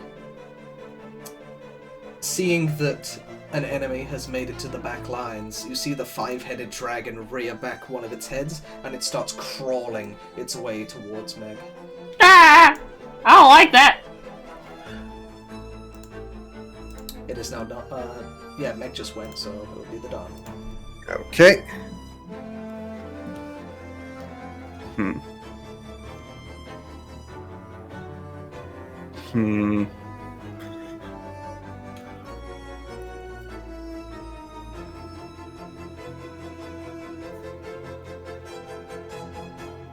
All right. You can So- move Meg. Yeah, no, that's what I was fixing to say here. I believe. Yeah, all right, that should work. I'm going to mix things up a little bit, and I'm going to move Meg here. Right You next. feel the box around you beginning to push you in a specific direction. Whoa! Whoa! Sliding. Okay. Alright, that's your move. Yep. Let's see. This pawn is going to continue to move down. And now it's Meg. Which pawn moved? This kobold moved down one. Okay. I'm gonna move this pawn up to capture that kobold. Okay. These guys are now kind of in a stalemate because they can only attack diagonally. Oh, okay. Never mind. But you've stopped him from going forward. Well, no, I something different. I didn't mean. I thought he could attack forward. Can this guy attack diagonally? He can go diagonally. Yeah, he can go to here if you wanted him to. No. I don't. Oh wait, he can't. He can't go backward, can he? He can. He can. Oh, he can. Okay. Yeah. I'm gonna have him go like Backwards. diagonal and attack this guy. The bishop sort of draws back this battle axe and he cleaves the kobold in half. And then the kobold reappears, trapped in this cube of light. Okay. So yeah. All right. Alright. It is now their turn. This bishop is going to go diagonally and take this, again, this dark sword just impaling this young knight. Meg is. I mean, And you are let's now just in say. check. What does that true. Okay, so check in chess means that the king is in danger of being taken down. If you lose the king in chess, that is an automatic loss. Okay. So the Dawn has to move, effectively. Essentially, Okay. yeah. I have She's to also in move. danger here. Yeah, exactly. So,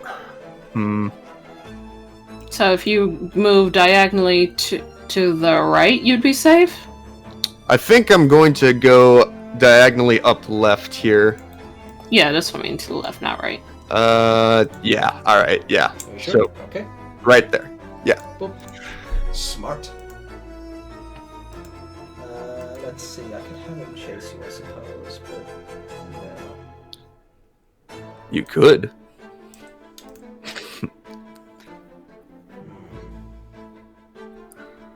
I will have Tiamat the Dragon will go down here. Okay. Again, giving chase to Meg. And now Meg's turn to control the board. Alright. Should I move the Dawn? I'm going to say you go diagonal upright. Yeah, that's what I was thinking. Okay. Yeah. Meg zooms. Zoom! Hey, how many times do you get to play D&D and come away learning an entirely different game? Yeah, exactly. Uh-huh. Alright. So, remind me again, it's only pawns that can become queens. If they get that far, right? Yes, that's Yeah, correct. okay. Cool. Let's see, what are these guys gonna do?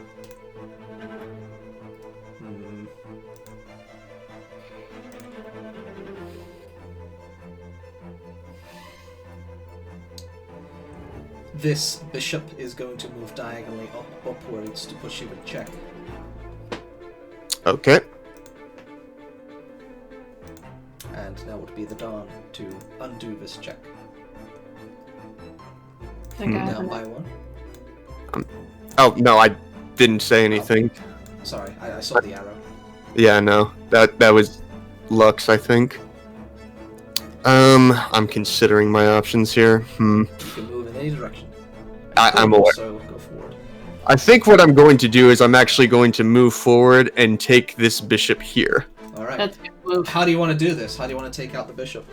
I guess I'm just going to walk up and just kind of give him, like, an open-handed punch. Just. You punch a hole right through the bishop's stomach as the ashy sort of dust tries to pull together the body and just sort of crumples in on itself like the end of Full Metal Alchemist. And the bishop falls and is moved over to here. Good move. Okay. Let's see here. Tiamat could put you on check, but she sees Meg.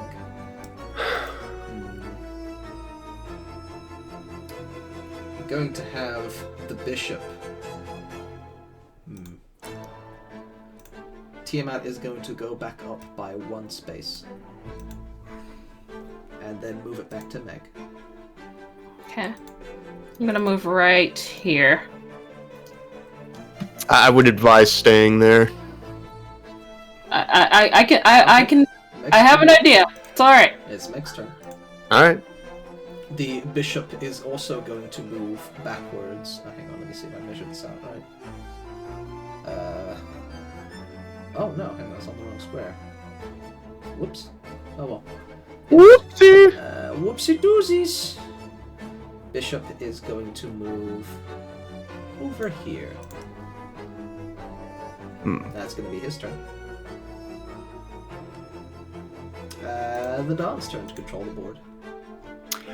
Okay. This is interesting. This is going better than I thought it would. Okay, right here. The queen is going to go straight diagonal, up diagonal, right. She can only move. Diagonal right. All the way to the end, baby, and all put the you way. in check. As a matter of fact, I believe that would actually be checkmate, because I do not believe there's a single move you can make that would put your king out of danger. Oh yeah. He cannot move left because the queen can still get him. He cannot move right because the queen can still get him. He cannot move diagonal up because the queen can still get him. And he cannot move forward because his own pawn is in his way. Yeah, that's checkmate. You see the head of this skeletal figure raise from his chair, and he looks at you, Dawn, and to you, Meg, and it nods to the left. As his cup falls to the ground, all of the chess pieces disintegrate into dust. Congratulations. They conceded the match. Meg looks around. Did we win? The I walls believe of so. light controlling you both fade as well. You have overcome the mind of the dragon. Woo! Oh, that was tense. That was a Yeah. pretty tense game of chess. Yeah, that's what just like I'm glad you knew what I was doing, because I was just like, I'm pretty sure the queen can move there, but I don't want to say anything, so I'm gonna move. So for sake of reference, the reason that I said that I would advise you staying there is because... Yeah, because the queen can go across and kill me. I knew that. Well, no, I was gonna say you could stay there, and then I could just move the queen directly up there, which would have still gotten us a checkmate. Actually, can Yeah, I... see, Which- what I was actually planning to do, like, Oh, actually, hang on, no. let me put people back. yeah, this Yeah, one. no, I was so actually, planning no. to do. It's actually a good thing that that didn't happen, because if I had moved the queen up, if I had moved the queen up, your bishop could have taken that out. Yeah, see, I didn't was planning to consider that. move. I was gonna move here so I could get the king. Ooh. I love this game. There were a few points where like, okay, I could maybe trap them, but I want them to win. It's fair. But yeah, my plan was to like go from here and then get the king here. That's fair. Smart. Well But done. I was just like, I I think the queen can get me up if I move right here, so I don't know if I can move. Can she move like horizontally or is it just diagonal? It's only diagonal if you're a bishop. Okay, then yeah, it would have been Queen. fine. The queen can move and would have taken you. Okay, yeah. that's what I And thought. Meg I was would like, have been trapped up here. She wouldn't have died. yeah, I figured. But yeah, I was just like, I'm gonna stay here at least until that queen moves. Yeah. Ah, that was fun. All right. Well, yeah. End of session, guys. Go home. No! The pieces have faded. I'll keep them here so we can come back to it later because it's fun. It is. And you see that the door, arcane runes glow, and the two wooden doors open up, leading to another stairwell. Come on. There is text above this door, again in Draconic. I look up. This text reads, "The courage of the dragon shall pass." Courage. Okay. Let's go. Alright, let me stop those moves and put back on the catacombs. Oh, that was fun. I love that. That was fun. I had a lot more fun than I was expecting. God damn it, Ninja. I was gonna use this map at some point. Anyway, you still can. I Anyway, know, but I don't wanna. That's the wizard's chess. the wizard's chess. As you guys make your way down the stairs, anything you'd like to do? This is another long stairway. So what was that game called? Oh, that game's called chess. It's quite popular, actually. I forgot that the Dawn canonically knows how to play Yu-Gi-Oh! He does. Oh yeah, I forgot about that. As we're walking, Meg's just gonna look at the Dawn and go, "So are all games played like on the board live?" No, not all of them. This was a unique experience, to say the least. I bet we could like make this into a sport. That'd be fun. Yeah, well, they have a miniature version. It's much easier to travel with. Yeah, It's favored by scholars. yeah, but it'd be so much more fun if you could like run around like we were doing and hit people with like wooden swords to get them.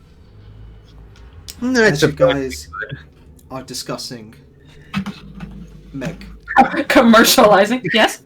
you put your foot on the following step and it sinks about 3 feet down. Uh-oh. There is a low rumble,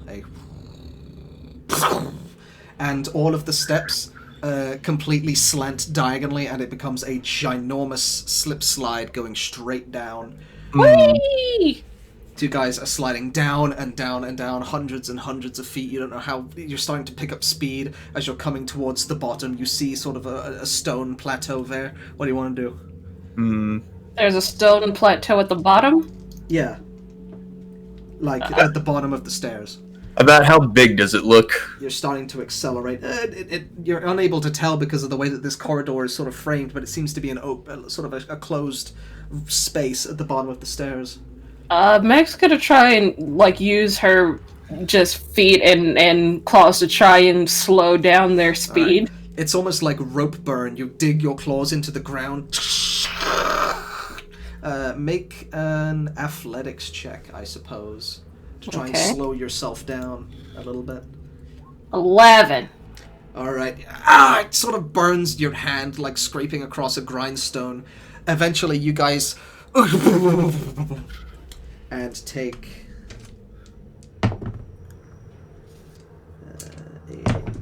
you take 12 points of bludgeoning damage. Both of you. Ouch. I'm But surprised that the dog low- didn't like jump or something. That low rumble, it hasn't stopped. And the light that you see coming from the top of Wizard's Chess, it's blocked out. And you feel the sound of tearing wind as something is coming down the stairs at a rapid speed. Is there a door? There is a door, yes, wooden. Meg's gonna pick up the torch that she dropped while we were running, and she's going to try and push the door open. As you sort of lay your hand on the door, you take 8 points of cold damage as your hand just sort of freezes in place.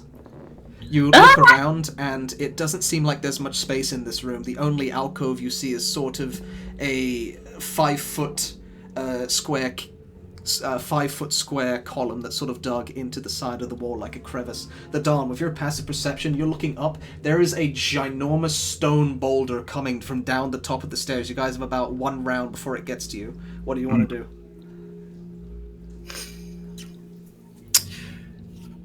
Yeah, that's a toughie.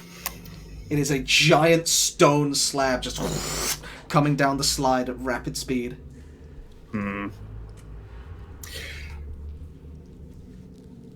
Okay. What do you do? So you said... Okay, so about how much time do we have? I would say you have about 1 round to react. The Dawn sees it, the Meg doesn't. Something is coming down the stairs, a giant slab of stone at rapid speed. Okay, so you said there's only like a little 5-foot alcove that's There open? is one, count them, 1 5-foot alcove. Okay. That being said, I'm going to look over, kind of look at myself, and then I'm going to look at Meg, and I'm going to push Meg into the alcove. What? By the looks of things, only one of us is going to fit in there, and well, you're the Platinum Knight. I don't like this. The stone stops right at the edge of the stairs, and all of a sudden, jagged spears come out of the alcove and right into the back of Meg. Oh, well. God damn it! Here I was trying to be thoughtful and selfless, and then just, here you go, impale the hero. Meg, you take 20 points of piercing damage. Ow. Oh, why? That... Okay. Admittedly, I Stone probably should have stops looked at that. right before the place where you guys are at, and just stops dead in its tracks. Meg is going to climb down in pain and drink the 2 healing potions she bought earlier. You see, on the front bit of the stone that was going to hit you, the bravery of the dragon shall pass. Thanks, Don! I want to look over Meg with medicine. Alright, so 14 points of healing back to you, Meg. Yeah. The door runes begin to glow and open. I'm going to go ahead, pop myself with a cure wounds as well. That's fair. You I get got super hit healing a as well, right? I do. Yeah, you got the... Then bonus juices. Yeah. Plus the healing shit for me. Hold on, where is that? Blessed healer. Isn't it already? 2 plus accounted for with the spells plus level. 6? Let me make sure. Hold on. It might be. Yeah, it is. I already added that in. Okay, cool. So I get 12 points back to me. So 12 points plus the 14 points of healing. No. No, the 12 is, like, already has my, Yeah. So Yeah. 14 from the healing potion. Oh, yeah. You drunk, and then Yeah. 12. Yeah. Okay, so you should be roundabout back up to full. Not full, but about half. Passable. Passable. The door is open before you. Once again, there is text written above, this time saying, "The eyes of the dragon shall pass." Eyes of the dragon. Okay. Mac's gonna look around. Alright, as you enter into this next chamber, it is very, very dark in here. So, one moment while I set up your light. I don't like that. Good thing for continual flame. So, continual flame. It gives off the same heat as a... Oh, it's the same light as a Light torch. the torch, yeah. Torch, D&D, 5e. I believe it's 20 bright, 20 dim. Okay. I'll just go off that then. Done. Light. Meg, get up here to safety. The trap was to be brave. If you were brave and faced it, nothing would have happened. I am aware. I didn't have much That choice was in that there. was a mean trap. I'm so I sorry. No, I didn't have much choice in that one. All right, but you got so much healing. It's fine. Just take down some of that healing a little I bit. I might have overthought that last trap a little bit. Honestly, I thought it was like an illusion, so I was gonna like try and shoot something at it. Oh no, it was real. It just stops. So emits light. All players can see light. 20. We'll put that to 35. -3 plus 20 dim light would be 17. 360. Let me try that. Okay, yeah, that works.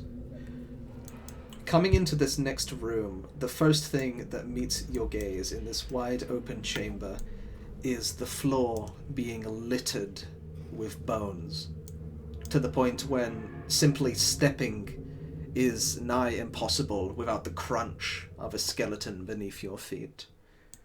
Across the plateau you see 1, 2, 3, 4, 5, 6, 7, 8, 9, 10 sarcophaguses strewn about this area, with 6 more flanking alcoves in the sides of the wall. I shall move you over to this space. Oh, I don't like this. This is a problem. It's an issue. This is a problem, yeah.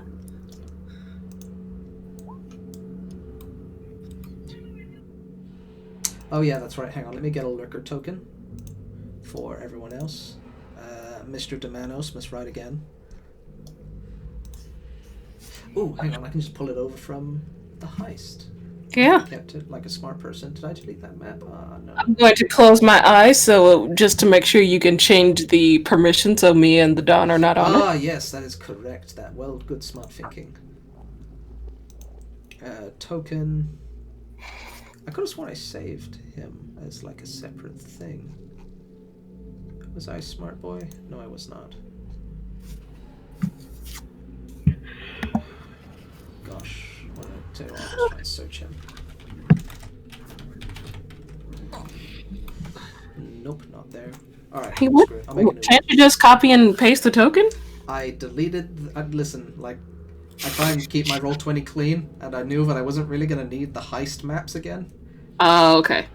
So Fair. I deleted them all. That's fair. Right, let me just make a new one. Hello there. Hello there. General Kenobi. What do you think of the session so far? Going to have It's fun with the dungeon crawl? it's fun. It's fun. Yeah, I'm having a good time. Alright. Don, you are now the ward charged with protecting the Platinum Dragon Knight. Gets it stabbed. Gets it stabbed immediately. Impaled. So about that, It's gonna come out of your paycheck, sir. Yeah, really. you Wait, owe me 2 healing potions. Wait, I'm getting paid?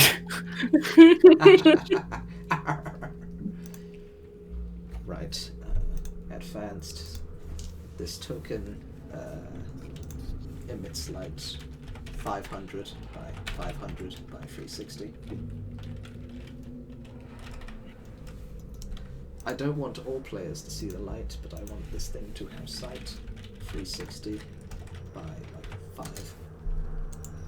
Save changes, so if I look for Mr. Demanos' eyes, you see everything. Cool. Now I need to give this man permission. How do I do that? Controlled by, here we go. Who's watching? That'd be Robin and Tolbean. Now the question is, do I render this whole thing useless for Ninja? That's good. We will do that just for now. Okay, cool. Can the spectators see? I see an O in the chat. Yes, horrifying. So, question. Yes. Solar. Yes. Should I render all of this darkness moot, or should we just see what happens in the darkness? Do it. Ruin my day. Well, I'm pretty sure I know what you're going to do, so I would say, yeah, do it. Alright. Meg's gonna point to about the center of the room. Yeah. And she's gonna cast daylight. Okay. You could have mentioned that before I had to set up the light, but sure. Alright. Let's check that there's something that... Layer, token layer. Okay. You can just set this middle light to be 60-foot radius. Yeah, okay. Okay, so daylight, bright lights, 60 foot by 60 foot, right? Mm-hmm. Radius, so it's a circle. Yeah. So 60, not 600, 60. 60, 360. More players see light. Bada bing, bada boom. Oh! Oh, would you look at that? It's almost like I should just turn off the dynamic light. It's tough to be a god. Listen, that's your 3rd level spell. I'm happy. It's fine. Yeah, it is. You want to use your 3rd level on this? I'm cool with it. Yeah. What do you want to do? Yeah.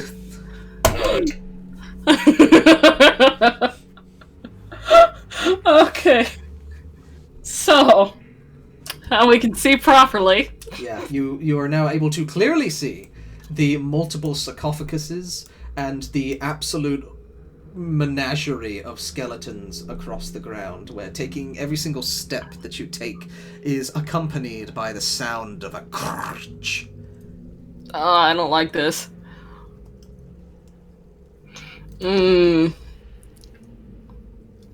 Also, I have 2 more third like to do? skills ninja, so yeah.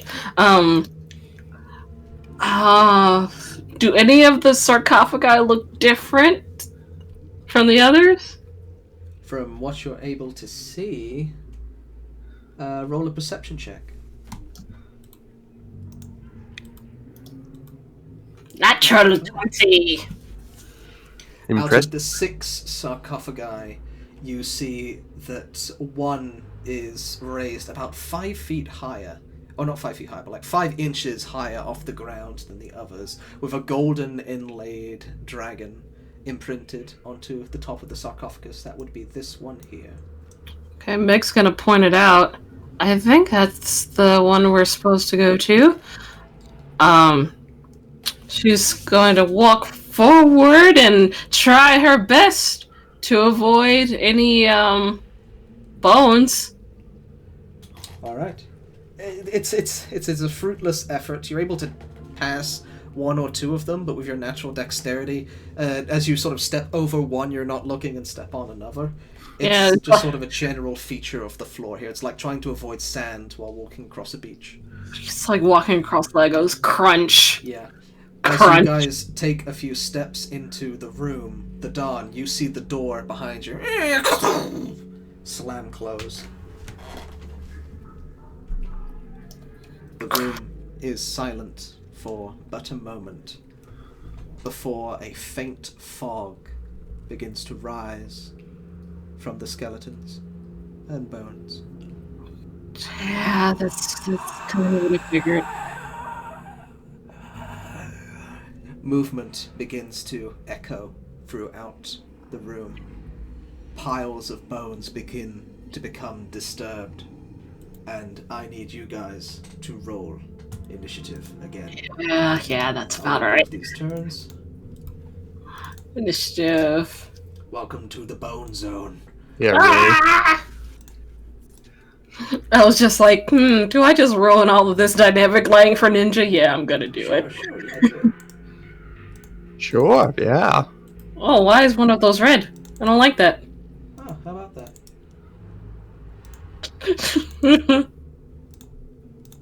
Token layer, token layer. Oh, that's a lot of As these boys. skeletons just begin to crawl out of the hordes of bones.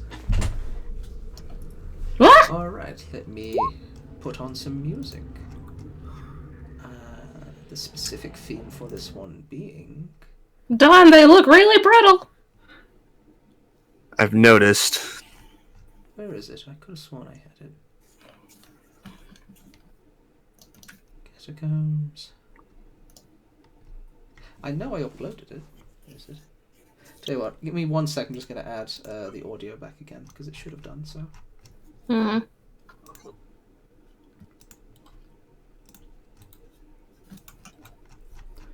Okay, here we are.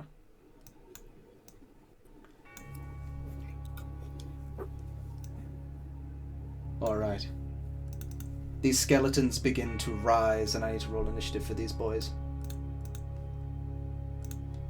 I'll roll it collectively.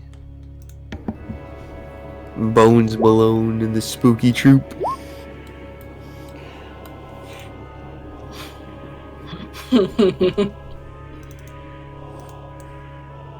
Alright, so those are the skeletons there. Take away the audio, take away the tonal settings. Meg will drop. Descending.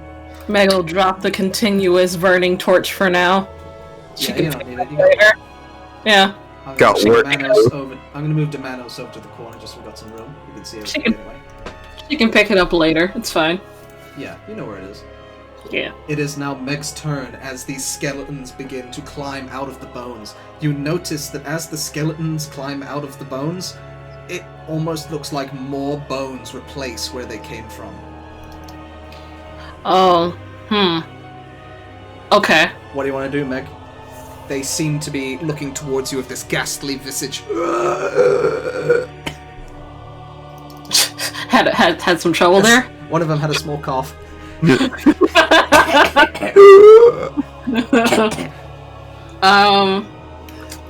Meg's gonna look down at the one in front of her and just go, ah! Bonk. Mace to the face, dealing double damage with your bludgeoning weapon. You smash into the skeleton for 12 points of damage. It's still alive, funny enough. Barely, but still alive. Oh, okay, barely alive. Something told me to prepare divine favor. Damn it. Yeah, I'm not gonna do spiritual weapon on these. That'll be my turn. Alright. The Dawn, it is your turn. Alright, off to a great start. This guy right over here, I'm gonna zip on over. And I'm going to, I'm gonna use the spider staff on this guy. Alright, you pull it above your head and point the pointy end towards him. Donk! Alright, with 2 clean smashes. Donk! Actually, just one of those would be able to take him out, actually. Sorry. Okay, that's fair. As you sort of smash this one's head off, the body falls to the ground, returning to the bone. Alright. What would you like to do with your other attack? Can you make it to someone else? Okay, Yeah, move. I'm thinking. Alright, so I was back here, I believe. So that's 10 foot. So that's 10 feet. And then...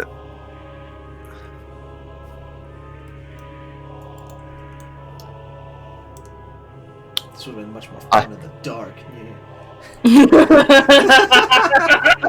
Look, the door says dragon sight, so I thought we needed to see.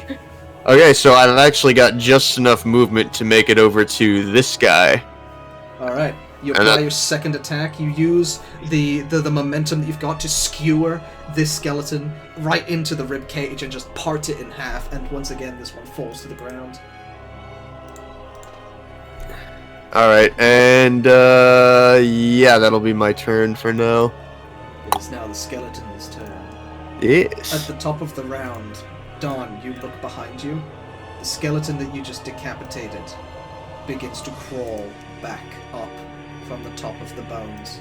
And the one that you just separated at the rib cage, surely killed, it reattaches its spine and begins to climb up once more. I was just thinking they're dry bones from Mario. They are. Meg, you see right next to you, crawling out from another pile of bones, of another skeleton. Oh no. And now it is their turn. This skeleton's going to crawl towards you, and they're going to relocate and move. This guy going to go over here. This guy going to go over here. This guy going to go over here.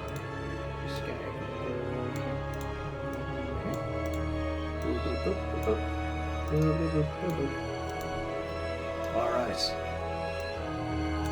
So, this is going to be free attacks on Meg with the short sword.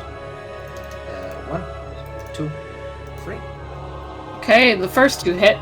So 10 points of piercing damage to you, Meg. Okay. The Dawn, 2 more are going to attack you with their short swords. That's fair. 2. Hit, miss.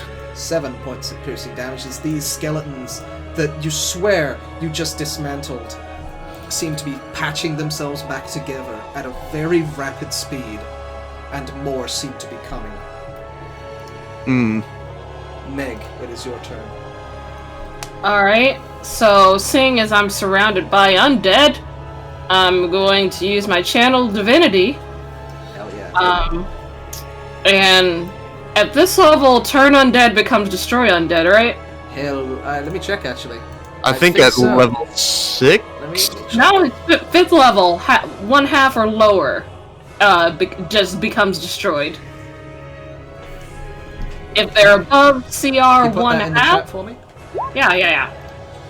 So this is where are you? So this is just regular turn undead. So if they're higher than 1/2 of a CR, then that Alright, and what is the range of this? 30 feet? 30 feet. Okay.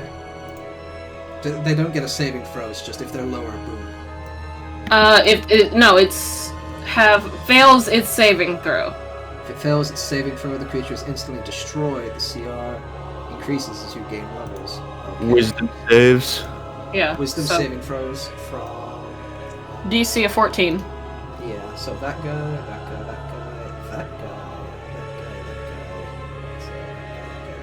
Okay. We'll do this from right to left. Shall we? Okay. And I will get my dotting tool out so I can dot which ones fail. Wisdom saving throw. Fail. Let's see. Let me actually pop this out real quick so I can see more. 2. Fail. Fail. 3. Fail. 4.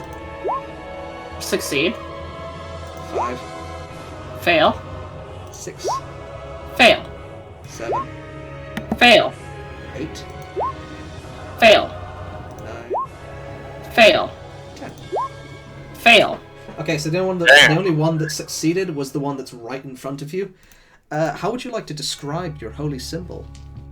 Your destroy undead, because I think this is the first time you've had to use it. Yeah, this is the first time I've been able to. So Meg pulls out her symbol of Bahamut that she keeps around her neck, and she just clasps it and closes her eyes and just prays that all of these unholy abominations to nature go away. As you lower your head in prayer, the Dawn, you look over to see Meg is the tips of her scales, the platinum tips begin to glow, a vibrant thing, and you notice that all of the sarcophaguses that have this platinum symbol on them also begin to glow, and of an instant this this wave of destructive energy resonates from out of Meg, and only one skeleton is able to survive it. Interestingly, the Dawn, I want you to make a your passive perception is high, so I want you to make a perception check. Okay. Okay. There is one skeleton off to the side that caught your attention, one with a red skull. When that one explodes, a single red light sinks back down into the bones. Oh, I fucking... God damn it.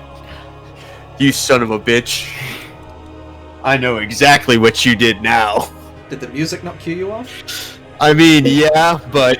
I mean, you use Hornet's music for chess. That's true. So. That's true. It is now your turn, Dom. Okay. So, that being said, so...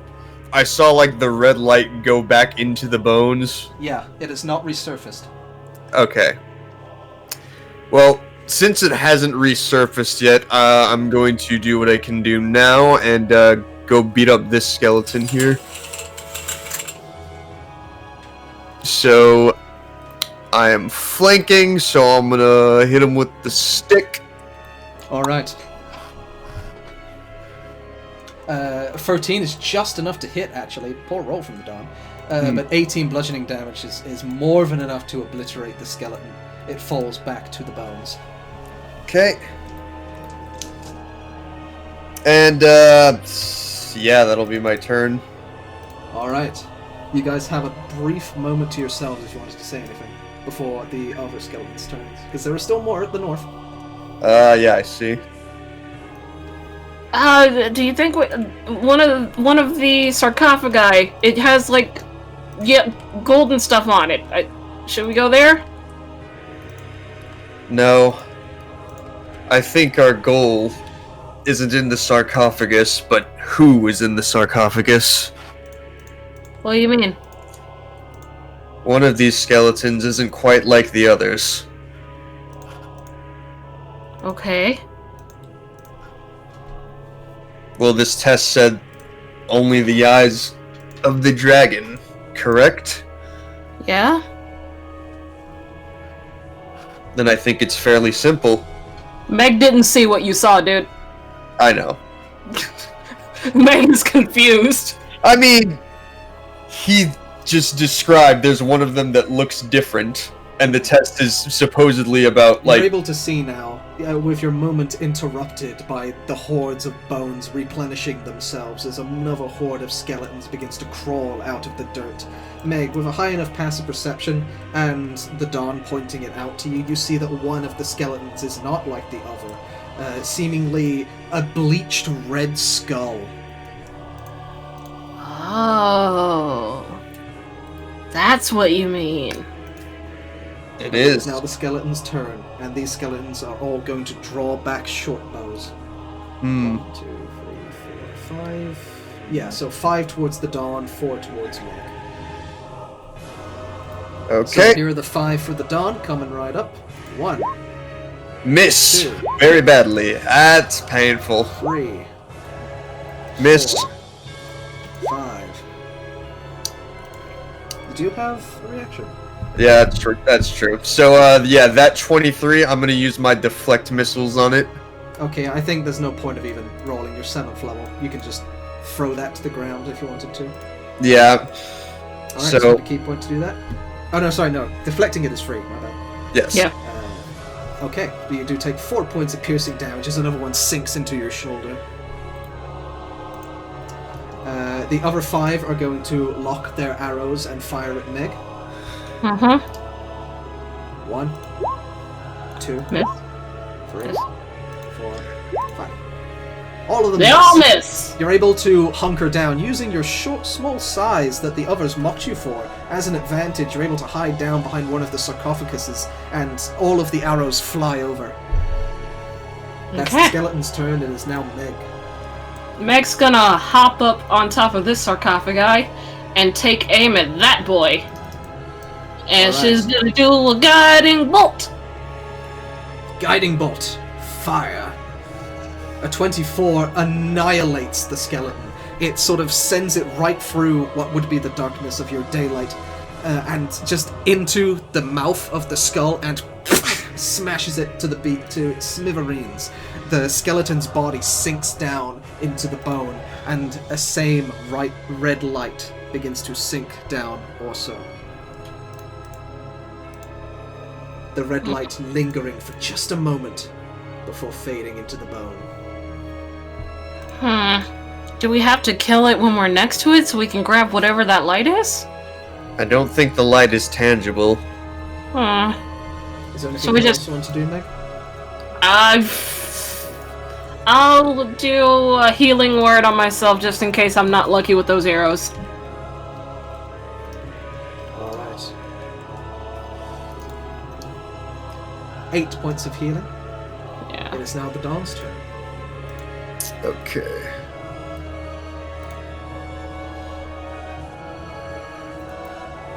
Yeah, plus my blessed healer thing. Because I didn't add it to that. Okay. Alright, so 30 feet gets me over here. So first attack gonna be on this guy right here to the right. Okay. No, that's alright. Okay, so 8 points. Oh, yeah. You take your staff and you just smash it right across the head. You've become quite effective at taking out these guys now. Okay, the second attack going for this guy up top. Alright. The second attack misses. You get a little too cocky, and as you go to swing, the skeleton catches your staff and tries to bite at your neck, the skull gnashing, trying to get at your flesh. Alright, so that being said, I'm going to use my bonus action to make an unarmed strike. And this time, instead of using my claws as I usually do, I'm actually going to use these fists, which fails miserably. Alright. You go to strike. You're going to try and crush the skull, but you're usually used to using your claws and not your solid fist, so you actually punch into the skeleton's mouth as the teeth, jagged and rotten, bite down onto your arm. It stings. I'm gonna roll a D100, Mr. C. It's pretty unlucky. I'm going to say that you are poisoned for the next minute. Okay. Oh, that's disadvantage on stuff, I think. Yeah. As the bite of the skeleton quickly shoots up your arm.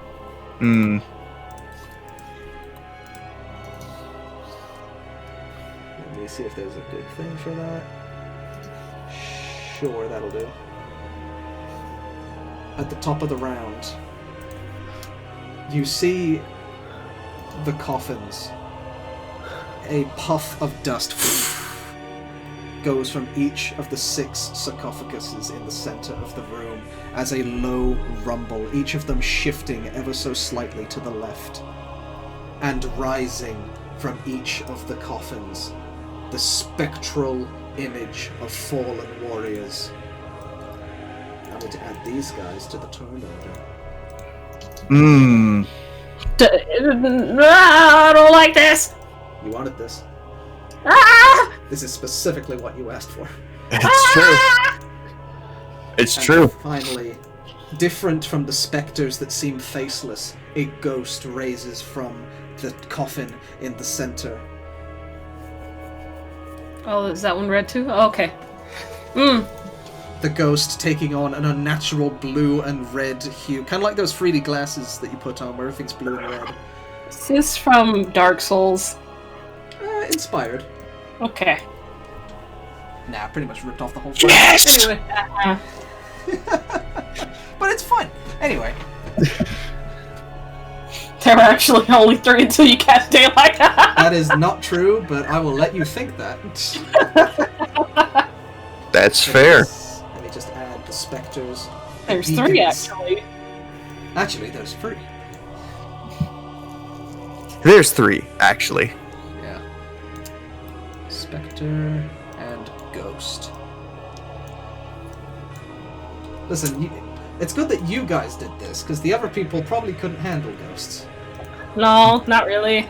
Ghosts! Or fucking ghosts! I don't know. Veron's got a lot of magic. He could fuck up some ghosts. Probably. Right. Let me quickly read what these guys can do, because it's been a while. Do they get to attack on the same turn they emerge? They do. Okay. Well, I need to add them to the tornado real quick, actually. Oh, Yeah. I accidentally closed roll 20. Let me just pop that back open. So 10, do that. and for the ghost, the red ghost, this is a 17. Which may be good, actually, because it means that... Yeah, I'm on top of the turn order, so yeah. How do I organize this properly?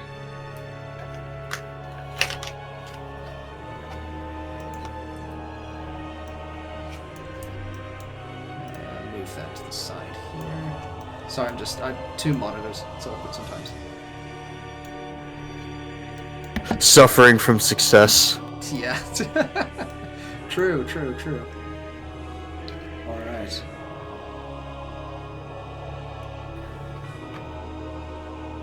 Sure, okay. So, it is the red ghost's turn first. It is going to fly, or hover, I should say, around 40 feet towards the dawn. It's going to stand about there, 30 feet. And is going to try and hit you with a withering touch. This touch of the undead itself. That misses. Misses. Good. Good. Yeah, no, I don't want that. That sounds pretty nasty. Yeah. Alright. Let me see here. What's an action to do? Do they have any disadvantages for being in daylight?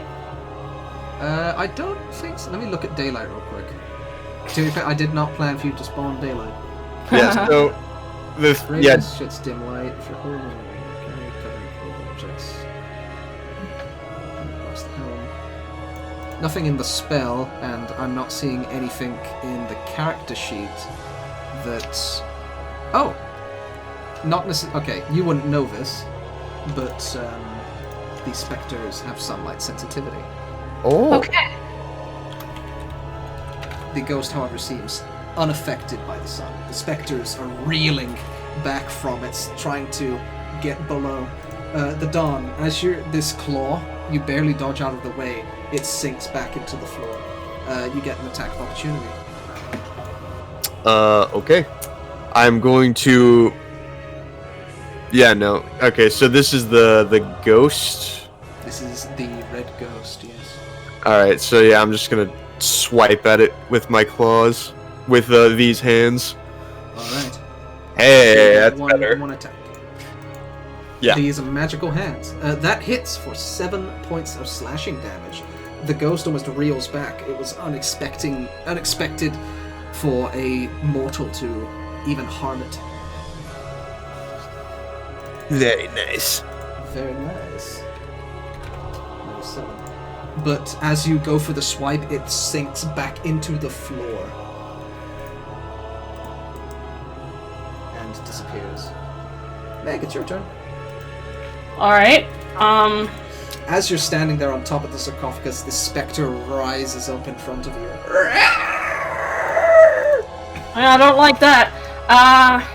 She's still clutching the symbol of Bahamut.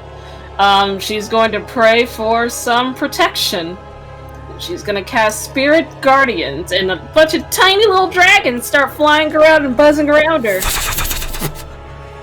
Like butterflies shooting out of the crinks of your armor, this whole space becomes enveloped with the guardians of Bahamut.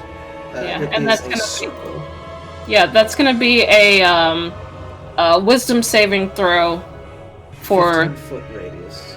Yeah. So about that big, I believe. I think that's only 10 foot. So yay big, I think. On you. Yeah, centered around me. 15 feet centered around me would be... Yeah, that's about right-ish. So about there-ish. It's a circle, not a square, but close enough. Yeah, close enough. About there-ish. Okay. Yeah. So this specter, it's on the start of their turn? Yeah, when they start a turn or enter that area for the first time. Okay. So when it comes to his turn, he'll need to make that save and take half of that damage or full. Okay. Also, on I suppose this one over here, gotta cast Spiritual Weapon. Alright. Still the bookmarker? Yes. Alright. Summon that. And make it. And miss, as it does, but it's there. The legend persists. Yeah. But Spiritual Weapon is now in play. Meg the miss. Alright, that would be Meg's turn. Alright. It is the Dawn. Alright, so seeing that the opportunities are not exactly as he would like them to be, so he's going to take a deep breath, airbender style, and he's just going to blow really hard, and that's actually going to be him using his, where is it? Here we go. Oh, it's him. Okay. I'm just gonna have this guy on the turn order again, just so the skeletons are there, but he's not in play. Okay. So Step of the wind. he's using his step of the wind to take the disengage action, and as he like lets this air out of his lungs, it actually just sort of propels him backwards a little bit, like too quickly for them to react. So he just Airbender. Hell yeah. The gust of the dank winds just... It throws a tide of bone backwards as you go. okay. So as he does that, he's gonna zip on over, and he's gonna use his attacks on this ghost here. Advantage. At normal because I'm poisoned. Oh, that's right. So, hey, that's pretty good. That's That 18 does hit. The 9 unfortunately does not. For 6 points of damage. okay. As you sort of rip your claw into the back, it's almost like putting your hand through a hard gas, or almost like an aerated gelatin. But it feels so cold. Colder than anything you've ever touched. Only it would hurt if it was any colder. It is now the Spectre's turn. This guy immediately... Are we keeping the 17 damage, or do you want to roll it every time? Or... That's the first roll, so we'll keep that one, but I'll roll in next consecutive turns. Sure. The Spirit Guardians, having no other target, dive bomb this spectral creature. It makes a saving throw. Yeah, wisdom. Wisdom saving throw. DC of 14. That is a fail. So he takes 17 radiant damage. The dragons tear it to pieces. The dragons who aren't tearing it to pieces open their jaws, and spectral pieces of force and fire just tear this, like, completely disintegrate this ghost. And you see its claw just fade back into the sarcophagus. Okay. This spectre, not quite knowing what to do, but the sunlight being awful, is going to try and run for the cause of the sunlight, that being the dragon, and is going to hover over and also make it save. Yeah. It's another 7. fail. It's another fail, so this one isn't completely destroyed, but still takes 17 points of radiant damage. But it is still keeping on, and it reaches its claw towards you at disadvantage. That is a miss. Miss. Good. Yeah. And that's going to be that one's turn.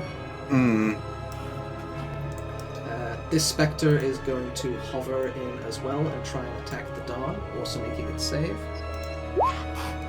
That's a 17. 17. Radiant. Yeah. It doesn't seem to be taking extra damage from Radiant, but it seems to be hurting, that's for sure. Yeah, good enough. And Makes it's sense. also going to attack. Do attacks on you have advantage? I don't think so. No, I don't think they so, don't. no. Just checking. It's going to reach forward with this life drain attack. Miss. Miss. And this is... Thank God for daylight. Yeah, Yep. really. Alright. Daylight's not even concentration, so even I was if they just hit about me to at ask, stand yeah. up. The two specters northwards are going to hover around, but they see what has happened to their brethren, and they are going to sink into the ground.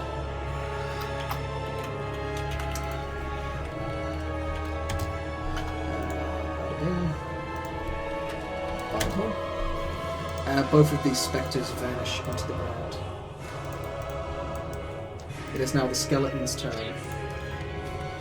3 more skeletons rise from the ground.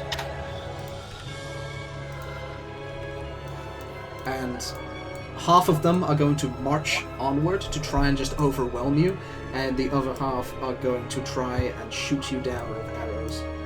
So these guys are 5, 10, 15, 20. 5, 10, 15, 20. 5, 10, 15, 20. 5, 10, 15, 20.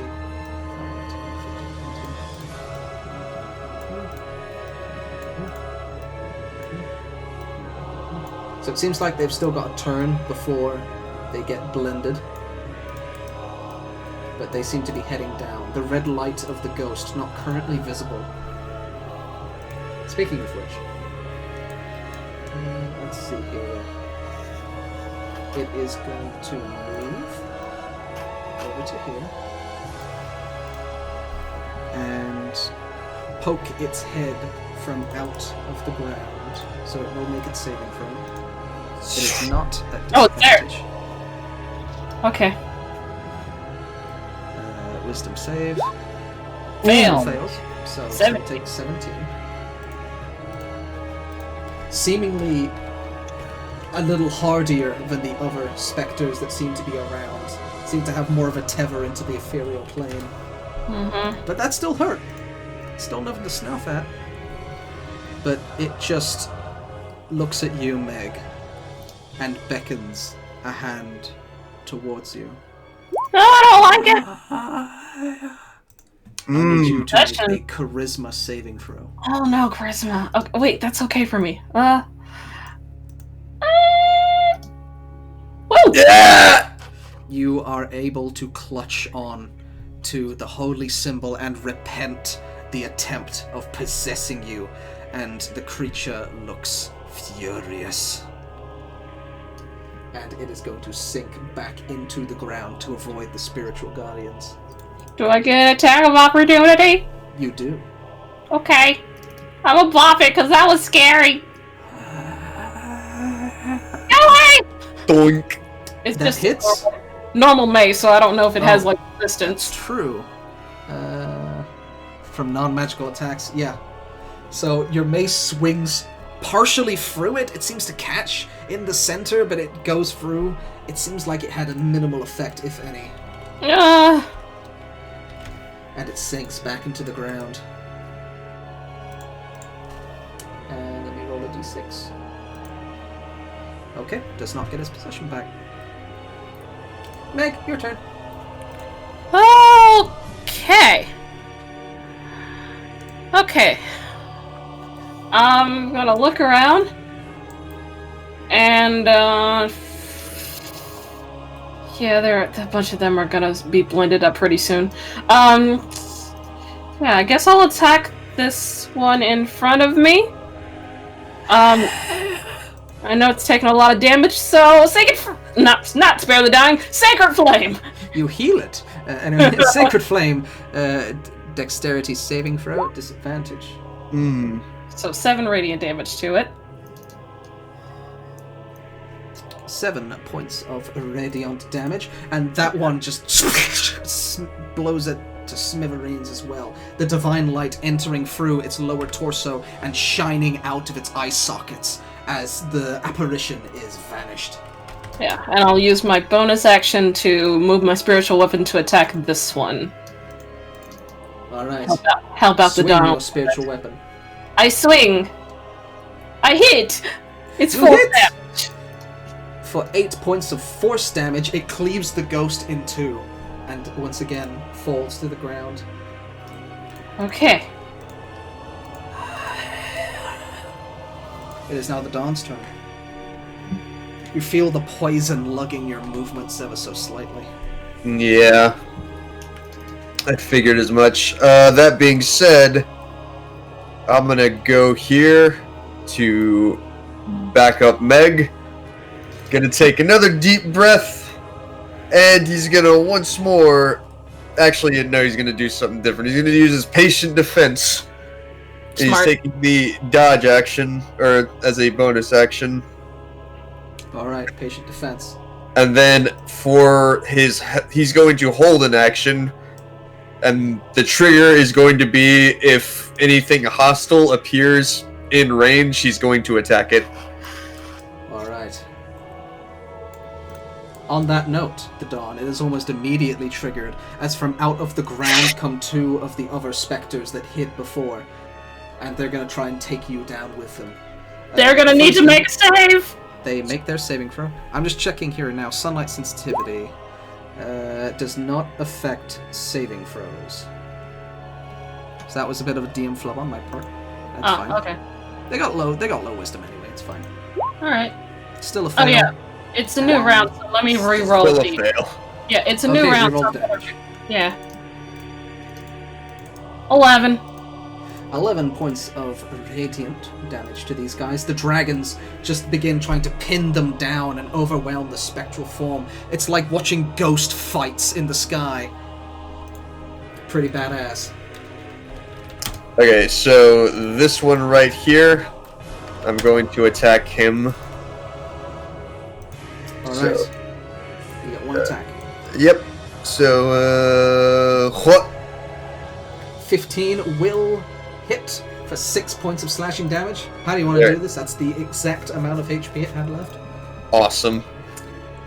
Yeah, no, I just swipe through it and kind of like the spiritual weapon, just cleave it in half. You feel the elemental energies, the moisture in the air, the ground beneath your feet, the heat of the daylight sun clinging to your claws, allowing you to cut through the boundaries of reality itself. As this ghost is rendered asunder and sinking back down into the crypt. It is now... the Spectre gets to have a go. Yeah. And it's just going to try and make a mad swipe at the Dawn with its life drain attack. That's fair. 15. Miss. Misses! Thank God for daylight. Yeah. Thank Bahamut, I should say. Thank Bahamut. Thank Bahamut. It is now the skeleton's turn, and they are going to begin their march. I'm going to move these specters out of the way. Just don't set the cube. We'll move these guys out of the way. Oh, Yeah, you I'll deleted the move. turn order. I'll get it back. I don't think this one's sticking around much longer. Yeah, probably not. Well, it goes before the skeletons, yeah, so it's fine. It's 20. Okay, so pretty much all these guys can do that. And they're all going to make their saves for 11 necrotic. Yep. DC 14. It is a terrifying sight, if not for the dragons, as skeletons begin to try and climb up the sarcophagus to begin to try and reach you. You guys are back to back with Meg swinging down her mace and the Dawn slashing his claws at the specters in the air. The rest of them are going to try and corral and get into a firing line position. Alright, so first the saving throws. Yep. 1, 2, 3, 4, 5, 6 skeletons. Skeletons, wisdom save 1, 2, Fail. 3, Fail. Oh, success. Fail. 5, 6. 2 succeed. So they take half of that 11 damage. So 5. So minus 5. And the rest take 11 radiant. 15 plus 5. And then the rest take 11. Ciphering off a huge portion of their health before they even reach you is not a bad move for a 3rd level spell. Yeah. Who needs Fireball? They just get back up after a Fireball. Alright, the health has been subtracted. These guys are going to get their attacks though, so these 3 are going to attack the Dawn with their short swords. They're going to be doing so at disadvantage because I took patient defense as my bonus action. You are correct, sir. So, 1, 2, Miss. 3. Miss. 3 misses, cool. Yes. And then the other 2 skeletons are going to try and stab Meg at normal. 1, 2, 3. Okay, so 2 hit. So 1 second. 13 points of piercing damage. Yeah. 1, 2. Alright, I'm good. Alright, yep, more than good. You maintain your concentration on Spirit Guardians. The rest of the ghosts are going to begin to fire at the both of you. 3 Okay. arrows coming towards the Dawn at disadvantage. 1, 2, 3. Okay, so that first one actually hits. Would you like to use your reaction? I would indeed. Alright, just deny that attack. I love monks so much. And the other 2 are going to shoot arrows at Meg at normal. 1, 2. As the Undead Legion fires their arrows into the sky. 1 arrow, Meg, I think chinks into your armor there Yeah. for 7 piercing damage. And I'm fine. Okay. Alright, that's going to be their turn. It's now the ghost. Here me see here.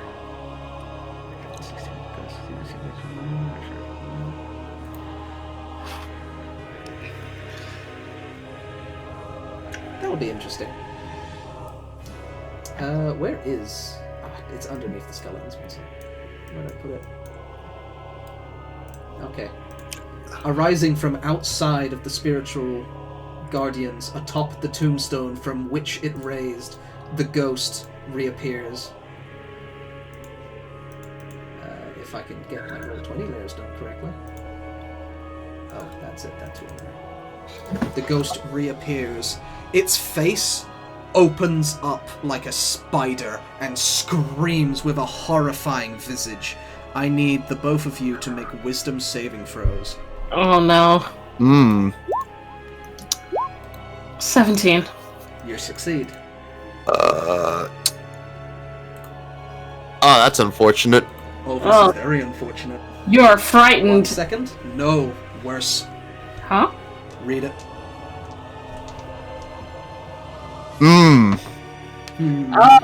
Oh, you're old. Oh no. I'm older. Okay. Okay. I don't If the have greater If the respiration save yet. fails by 5 or more, the target also ages 1d4 times 10 years. 30 Frightened years. target can repeat the saving throw at the end of each of its turn, ending the frightening condition. If the target saving throw is successful, the effect also ends for it. Hang on, 1 second. So at the end of your turns, you can get another saving throw to save on the frighten. If the target is successful, the target is immune to the ghost's horrifying visage. The aging effect can be reversed with a greater restoration spell, but only within 24 hours of it I occurring. might have to get someone upstairs to help me with that. How old is the Dawn before this effect? Because turtles don't live very long. Yeah, I know. Honest answer, how old is the Dawn? Okay, so I want to point out, before we even, like, when I've literally loaded in, I didn't change anything. It's teenage. I remember you being teenage, to be fair. That's Okay. fair. So So the Dawn ages to roundabout 45 years old. I have immediately experienced a midlife crisis.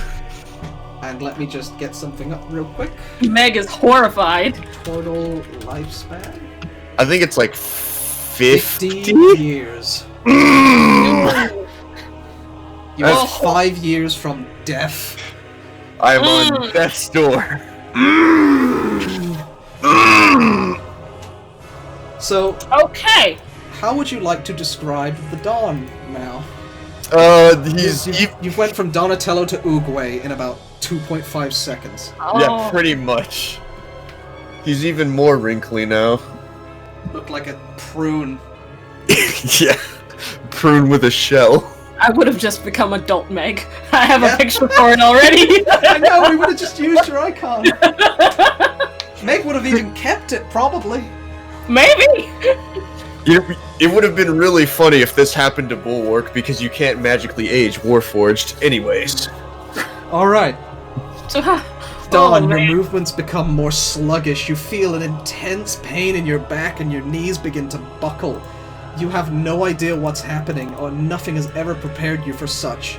But you feel far more old and frail, and this is not good, and you are most certainly frightened. Yeah. I definitely am. Man just touched the Ark of the Covenant. So Old. I am old. Can I just say, even though outside of the game, the fact that turtles only live to 50 is such bullshit. Oh yeah. Turtles in real life live so long. Yeah, they live to like 200 or some shit. That's in real life. Anyway. It's the ghost's turn. It is Meg's go. Meg, you see the Dawn become an old turtle in rapid time. Yeah, that's terrifying. Okay.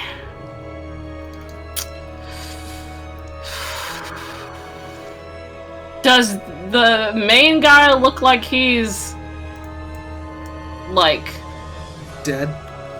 No, like, weakened. Is its form shifting at all? I would say that the form is sort of hunched over and to the side. It looks hurt from having to trying to fight you inside of your spiritual space, and has since retreated out of fear of its life. Okay. Oh man. Okay. How's the Don looking? Other than old, does he look like he's pretty hurt? I can't. The most major thing that you'll be able to see is the Don looks old and scared.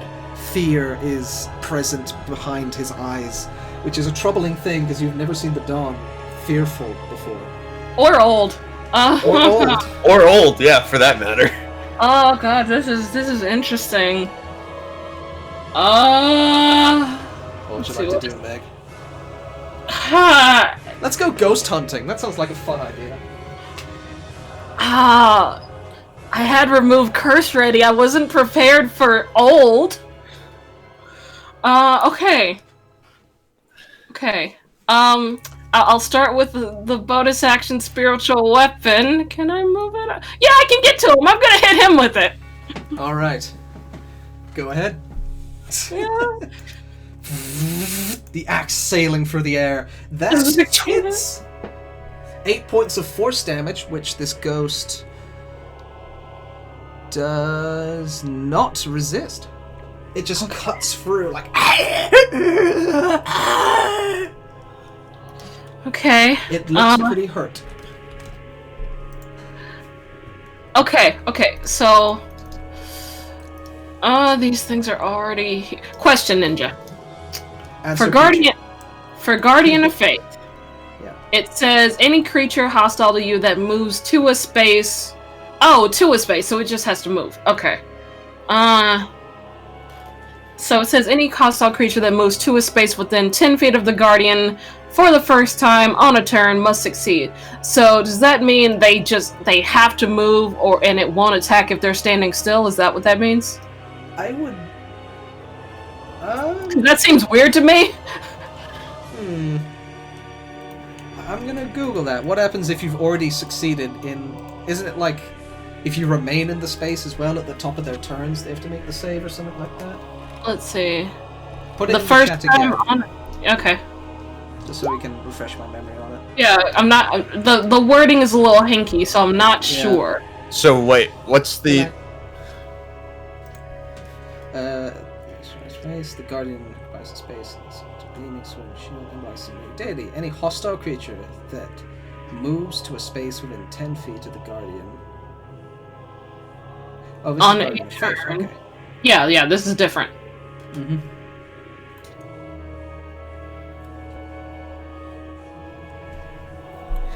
Like, I'm not casting it yet, I'm just trying to get a... 10 feet off. Any hostile creature that moves to a space within 10 feet of the Guardian for the first time on a turn must succeed a dex save. The creature takes radiant damage on a failed save or half as much. So I would say if these guys, if you're putting it near you for the sake of the skeletons, they're already here. And it doesn't say at the start of their turn, or if they start their turn there. Right? Okay. So this would be like if things are advancing towards me, I set it up then. Okay, so never mind It says that. any creature hostile to you that moves to a space within 10 feet of the Guardian. So Okay. if it's already there, Okay. feet of the I Guardian got it. for the first time on a turn. Yeah, so it only hits them once per turn, and Okay. it's only works when they move close to you. So they have to move. Can I- Okay. Alright, I'm not gonna do that then. Instead, I'm gonna cast Aid on me and the Don. Alright, you give an elderly Dawn the aids. Yeah, Jesus so Christ. your hit point maximum increases +4 for the cleric domain. So, increase by 9 for your maximum and your current. Alright. Make, Dawn, do me a favor and make a note of your original health pool in, like, a little box somewhere. So that when the spell fades, you can turn it back. Oh, it lasts Yeah. 8 hours. Yeah, but still, just so you don't forget after the game. Yeah. Okay. So that's I'm going going to to be... casted aid, so each Target hit point maximum or current hit points increased by 5 for the duration. Alright? Yeah. It'll plus the 4 because So of plus blood. 9. Yeah, so Yeah, plus plus 9. 9. Alright, that's good. Very Yeah, good. because- That's going to be your turn. Yeah.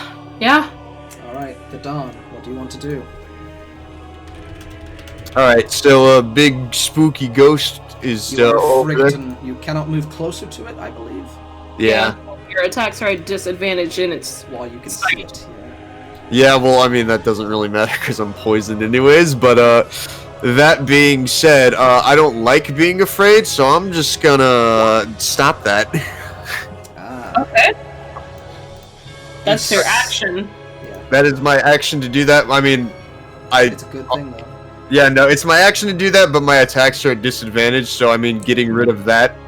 Also, I want to point out, it says, if the target's saving throw is successful, or the effect ends for it, which it does because of that ability, the target is immune to the ghost's horrifying visage for the next 24 hours. Okay, so it can't use it again. No Exactly. more aging, and no aging for No Maggie. more rapid aging for the both of you. Thank God, or else the Dawn would have died. In Yeah. the Old most age. pathetic way possible. And I don't Yeah. think you can revivify from old age.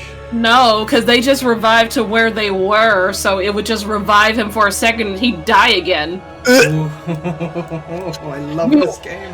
We would So- have to do like greater restoration on his dead corpse, then revive Bring him. him back, yeah.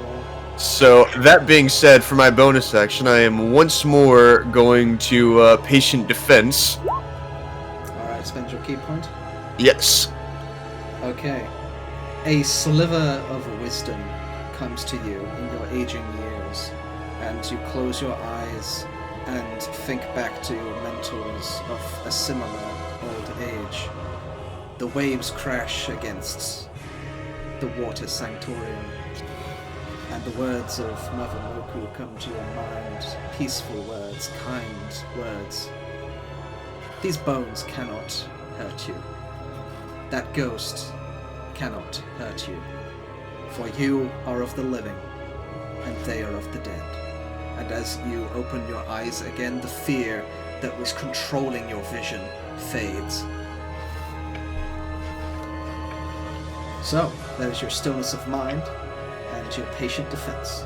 You are taking the dodge action.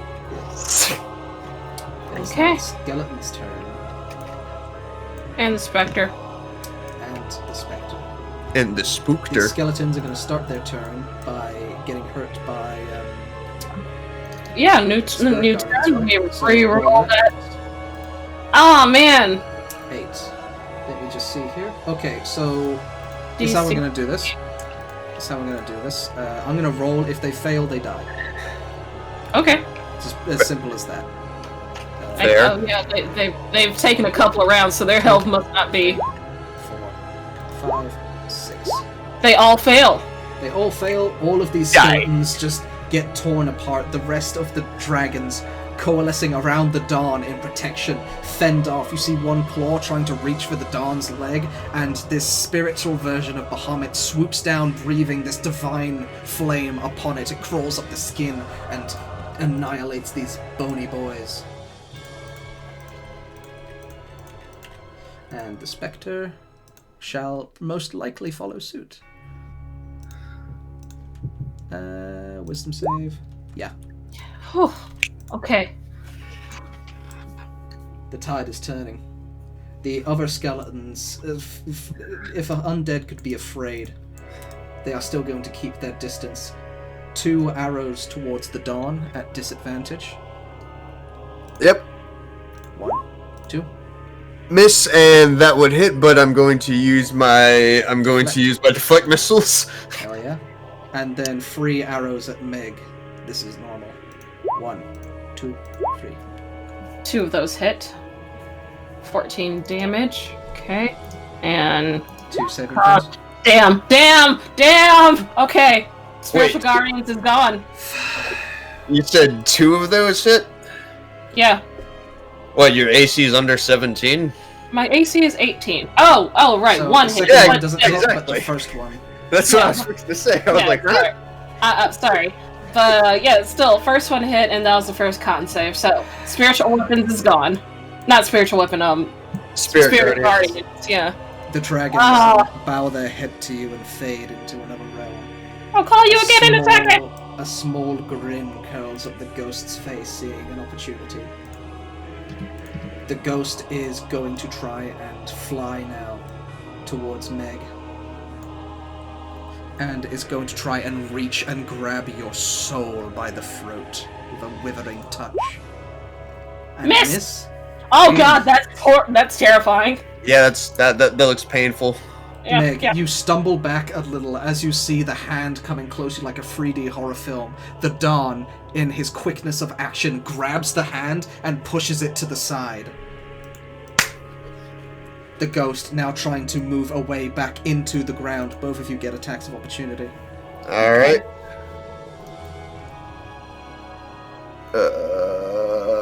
That hits. And that hits. How do you want to do this, the both of you? Oh, excellent. Okay, so I see that the Dawn's kind of like blocked the withering touch from hitting Meg, so she just winds up and hits it right in the kneecap.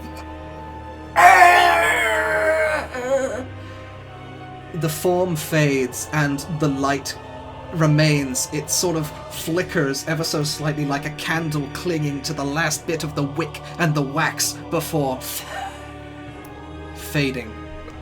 You see the undead shake and stutter before collapsing into a pile of bones, sinking back into the crypt. Oh, thank Muhammad. And that's the end of this encounter. Oh. A moment passes before a low rumbling begins. The sarcophagus of which the red ghost raised out of shifts to the side, revealing a passageway down deeper. Before we go, oh god, you're so old. I'm aware. How hurt are you? I've had worse, honestly. Okay, I'm gonna heal myself real quick, 'cause that hurt a lot. Look, the poison is nibbling at your old age. Mm. In the catacombs. No, maybe I shouldn't heal. I'm spells are running low. Probably shouldn't. Okay. Yeah, I'd save it. Yeah, I'm gonna save it. Spells are running low. Okay. So, what would you guys like to do? Let's go. Spiritual weapon fades. Yeah. I thank Bahamut for the spiritual guardians because that helped a lot. That really did. And I'll pick up the ever burning torch on our way down. Yeah. So, yeah, I imagine the poison would probably run out. Yeah, we'll wait a minute for the poison to wear off. A minute, you're able to recuperate yourself and cleanse the poison from your body, almost bending it out of your system, like in Korra. Yeah, he kind of just exhales and very briefly, just sort of a ripple of ki just sort of through his body, and then the poison goes away. We'll see if they can fix you upstairs. They said they'll do what I say, so maybe they'll help you. Well, let's not worry about it now. Okay. We still have a job to do. As you come towards the crypt, you see etched into the side, the mighty... The might of the dragon shall pass. Oh no, we're gonna have to fight something big down there. Should we take a short rest here before we go down? That's up to you. There's no time limit on this mission.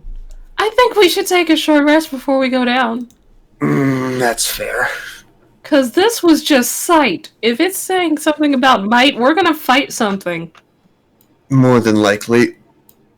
Yeah, let's sit down and pop a squat.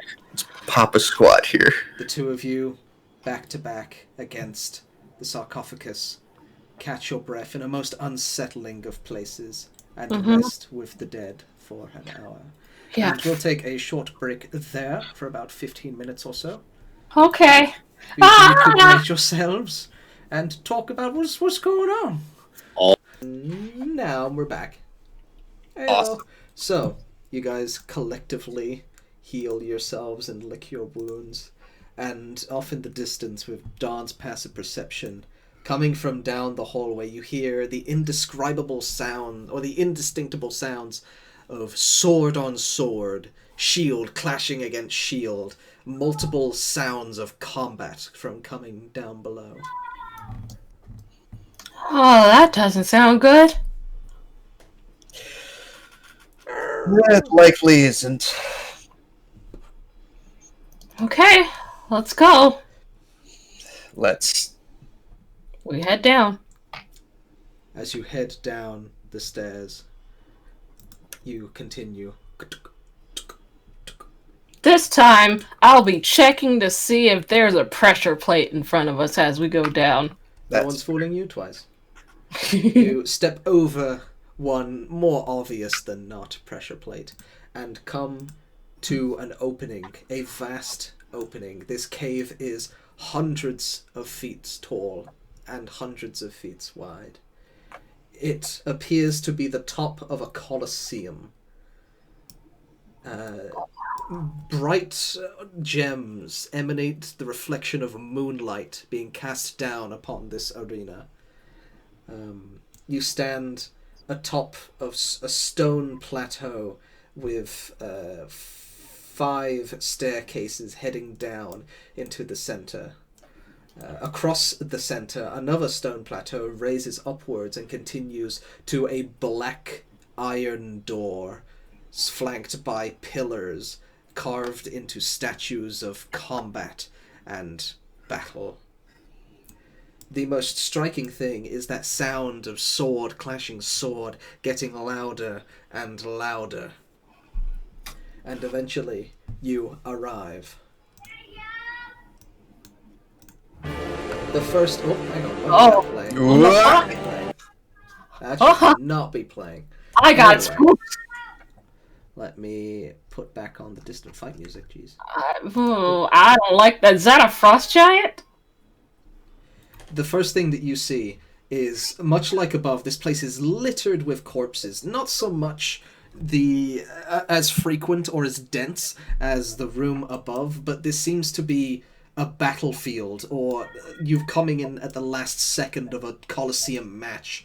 You see a berserker charging at this, but all of these things seem undead. Their actual form remains the same, but you see this green gaseous light filling their eyes as they fight each other in this combat. A suit of armor, seemingly with no one inside it, tries to hack at the leg of this giant creature, and the giant raises its fist and smashes the horror into the ground, crushing it beneath its fist as it falls down. The berserker runs towards a gladiator. The gladiator raises his shield and the berserker chops into it. The shield parries it to the side and he runs his sword right through. Sitting atop an dais at the stone, a similar-looking old man with skin peeled back to his skull, gaunt-looking fingertips that could be indistinguishable from bone, stops watching the fight and looks up towards you. He holds his hand into the air, and at a moment, both of the gladiator and the giant stop moving like puppets.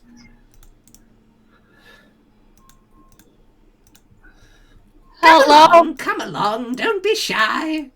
It has been a while since I have had company. Meg will step forward.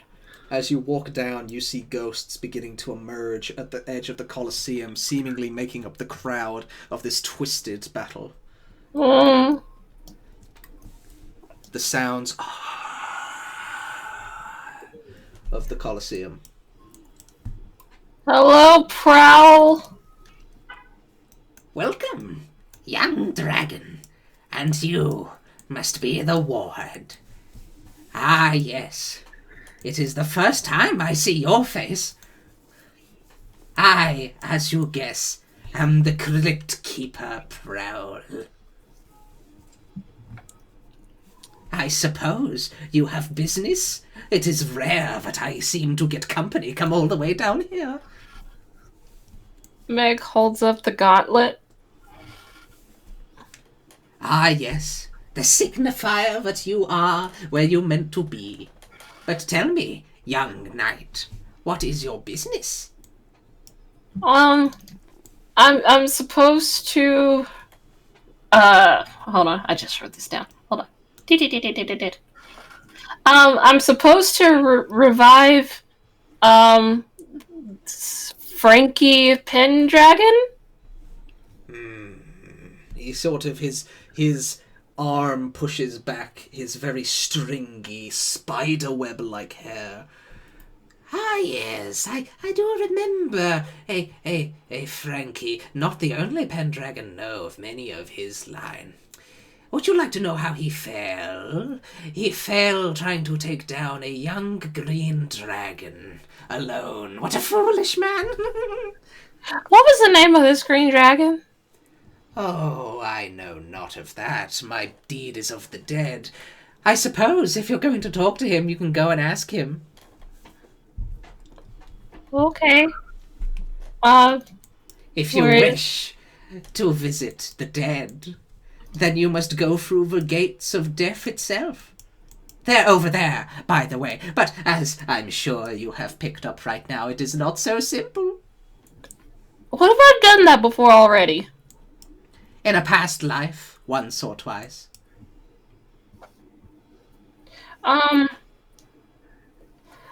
Okay. You are a new face. A new Platinum Knight. And so you must face my trial of Dragon's Might. Dragon's Might. What do we have to do? Oh, it's simple, really. You choose one of the champions you see before you, and you get to fight them. And if you beat them in physical combat, I will let you pass. And I look around. What champions do I see? You see a strong, titanic-looking giant hovering over with this gnarled great club. And you see a well-armored champion, seemingly in the prime of his life. And you also see the only other creature would probably be the Crypt Keeper. I look at the Don. And we go into a huddle. Which one do you think we should go for?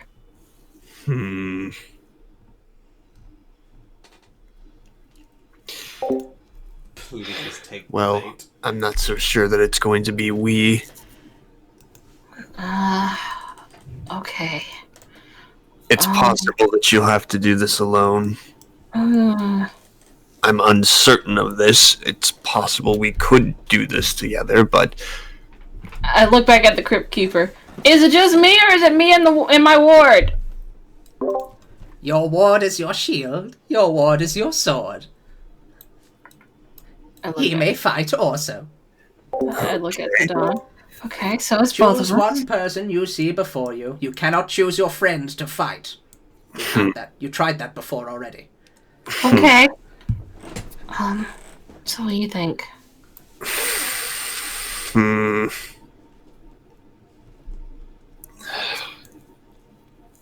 Come on, be fun. Each of them seem like they'd be very tough. Beyond that, I can't give much insight. Actually, speaking of insight, Yes. so basically, like, do I read anything off about what this guy is saying? He is very deliberate in his words that he did not say choose between the two in front of you. He said choose a champion that you can see. And it can't be your friend. Okay. And it cannot be, you can't fight each other. Yeah. So he deliberately included himself. Yeah, I gathered that. Now the question, I'm pretty sure, I wonder Oh, if my ice cream is here. Excellent. You get ice cream. The Crypt Keeper himself looks incredibly frail. I bet he's stronger than all of them. I'm 100% in agreement. But if this is a test of might, we should probably go with the strongest one. Yeah, probably. Alright. Meg will look towards the Crypt Keeper and point towards him. Moi? Yeah! You wanna play? He licks his ice cream and puts it to the ground. I'm sorry, it's ice cream. It's funny. You are brave, young dragon, but you have chosen poorly. Yeah. His jaw unhinges as that same green smoke. The giant and the gladiator just fade into nothingness. Take them off the screen. The smoke pouring out of every orifice of the Crypt Keeper's body. His eyes, his jaw, and his ears all begin to form and coalesce above him. The smoke taking form. A single claw cracks down onto the stone. Another as a head begins to leer out of the cloud of smoke. It appears that a spectral adult dragon is being formed, and the Crypt Keeper's true form revealed. Is it too late to fight the giant?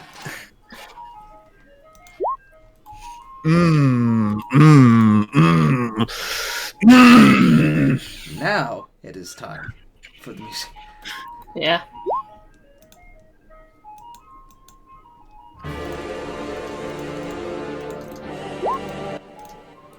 I need you to roll initiative. Oh, way ahead of you. As Prowl, the Crypt Keeper, enters the arena.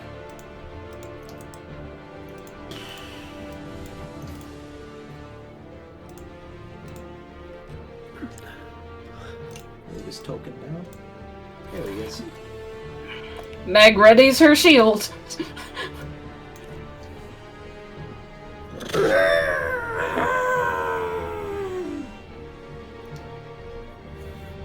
Let's see. You get his character sheet. Oh, the handout. Crypt Keeper Prep.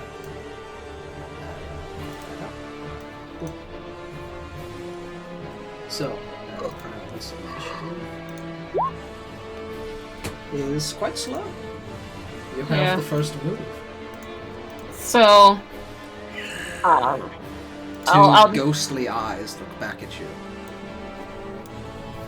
alright. Go, Don.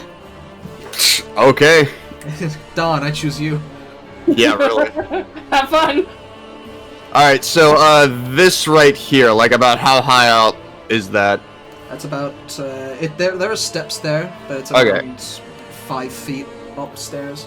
Okay, I like yeah. the token ring you gave. Yeah, it's very cool. That's going to remain consistent with all the named dragons. Oh, boy. Okay, so, yeah, I'm just gonna run up.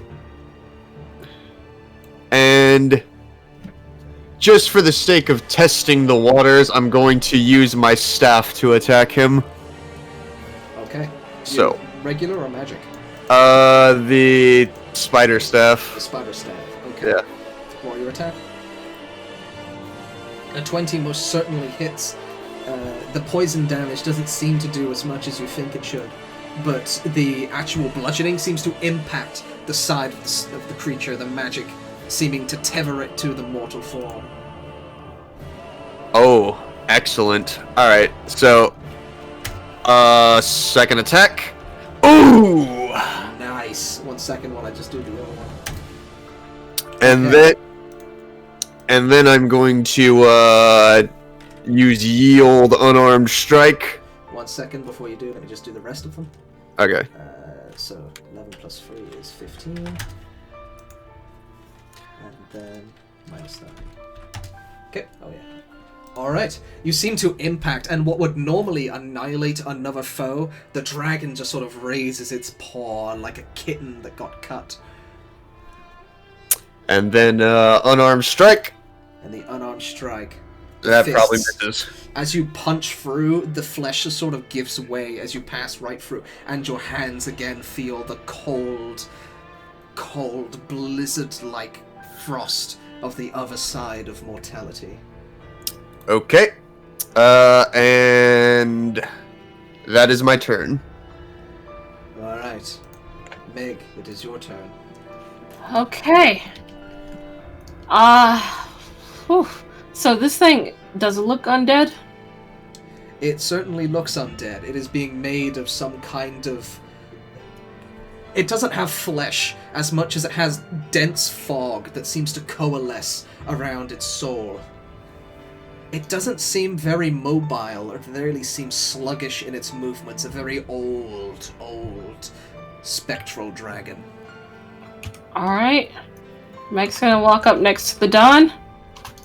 And she'll go, "Get him, Frank!" and summon Frank the Fly to attack him! Frank the Fly has entered the field. Now I have to remember what the hell I did with that token.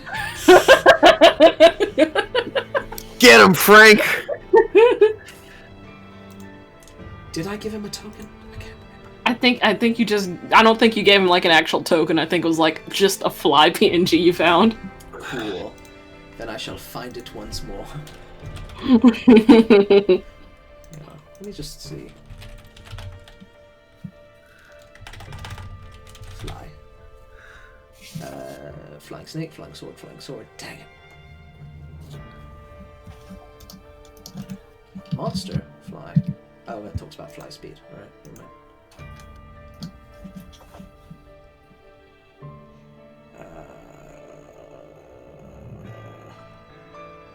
Note to self, make a dedicated Frank picture. Actually, I could have sworn I had... I remember seeing it, I was like, I should upload that sometime. So, one moment, please. Other guys... I'm so glad you guys chose to fight him. So happy. Yeah, I was just like, he's gonna be the toughest opponent. I want to fight him. Good. Good. There he is, I did make a token for him. Cool. How about that? Sexcellent. He is a giant fly, so he's about yay big. Does Frank have any attacks? I don't Hold think on. he does. I think he's might just be a giant fly. I'm pretty sure he is. Let me see. Do you have a description for the item, perhaps? Yes. Hold on. Giant Figuring a wondrous power. Ebb and fly. Oh, we do have stats. I think they do have stats, yes. He has 19 hit points, by the looks of it. Can he do actions? I don't think so. He just has a fly speed. He's a mount. Okay, he's just gonna be annoying. He's gonna buzz around and be a distraction. Yeah, I'll have him do the help action if you wanted him to. Yeah, help action would be wonderful. Because what's more distracting than a giant fly? Yeah. 2 giant flies! Alright. So Frank will be doing the help action at the start of your turn. What else do you want to do? I'll have my spectral dragon gauntlet shield at the ready. Alright. You raise up the gauntlet and the shield springs into life. Which is useful. Yeah. But now it is the Crypt Keeper's turn. His head rolls back and his jaws unhinge. I need the both of you two to make a dexterity saving throw at advantage, thanks to the spectral shield. Yes. Oh boy! As his spectral Hey, that's pretty attack. good. You succeed, and Don, do you have a special little thing you'd like to talk about? Yeah, I do. You see, because I passed my dexterity saving throw, I take no damage. None. Monk. Nice. Bonk. Meg, just to make sure, when you succeed on dex save, that isn't the same with the spectral shield, is it? Does it say in your character sheet anywhere? I couldn't. I know it gave advantage on the save and could give advantage to one other person. Yeah, I don't like think it gave you evasion. no, it doesn't. It would only matter if it was like, you know, lightning. Man, I'm really glad I have evasion. Well, Meg's that is unconscious. 65, half. Oh, half. Okay. You Okay. passed your save. That's right. Ho ho ho ho ho ho ho. 65 So, divided by 65. 2. So 32 damage. Yeah, 32 points of necrotic damage to you, Meg. Okay. As this spiraling necrotic beam of death and decay spews forth in a straight line 120 feet by 10 feet. So Frank is fine. He shot it at you two. Yeah, I know. But as you look back, the arena itself is coated in this viscous black smoke. You actually see the Don, he actually puts his hands together and just sort of... And the beam kind of just splits around his hands so it doesn't actually hit. Like you know how the firebenders block fire? Yes. Exactly like that. Just... Again, using the elemental force at your leisure to part the element of death around you. It sort of just splits off in a V shape, nearly hitting Frank. But the Crypt Keeper is going to chuckle to himself. And is going to lean back on his hind legs. Show me your might, young dragon. And it is now the Dawn's turn. Alright, so... I'm just gonna start swinging unarmed strikes at him. So attacks at advantage because of Frank. That's correct. We'll okay. use the second one then. Okay. Yeah. Okay. So that 6 hits. All right. I would like him to make a Constitution saving throw, please. Okay. Let me minus the 6 points of damage first. Minus 6. Stunning strike. So make a con save. He Okay. is going to use one of his legendary resistances to choose to succeed. Okay. That's fair. Second attack. Alright, that again hits. Another con save. Alright. Do it again, you bitch!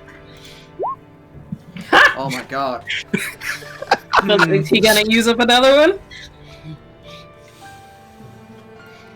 Yeah, he's gonna use his other legendary resistance. He doesn't want to be stunned. All right. And as a bonus action, I will do it again. He has a plus Damn. 5 to his con saves, by the way. He's just Does that rolling miss? hot garbage.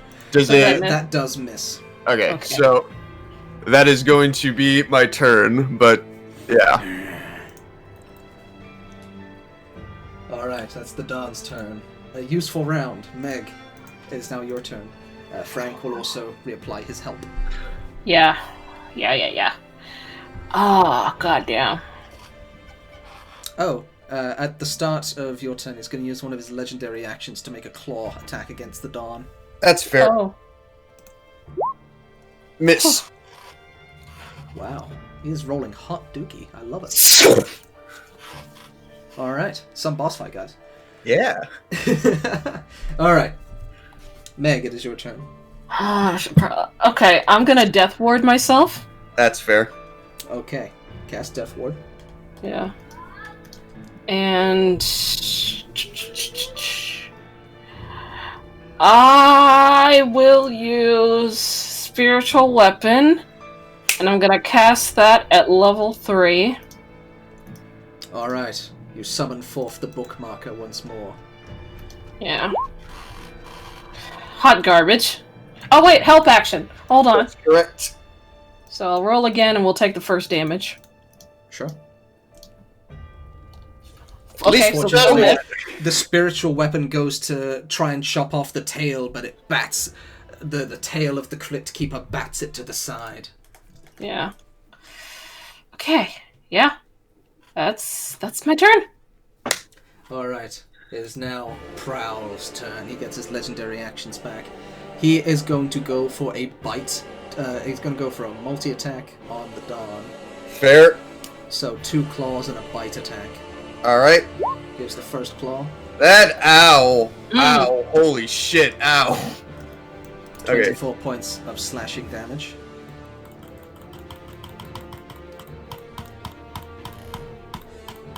Okay. Here is the second claw, and he's going to try and turn this into a grapple if it hits. Miss. Like this. And here is the bite.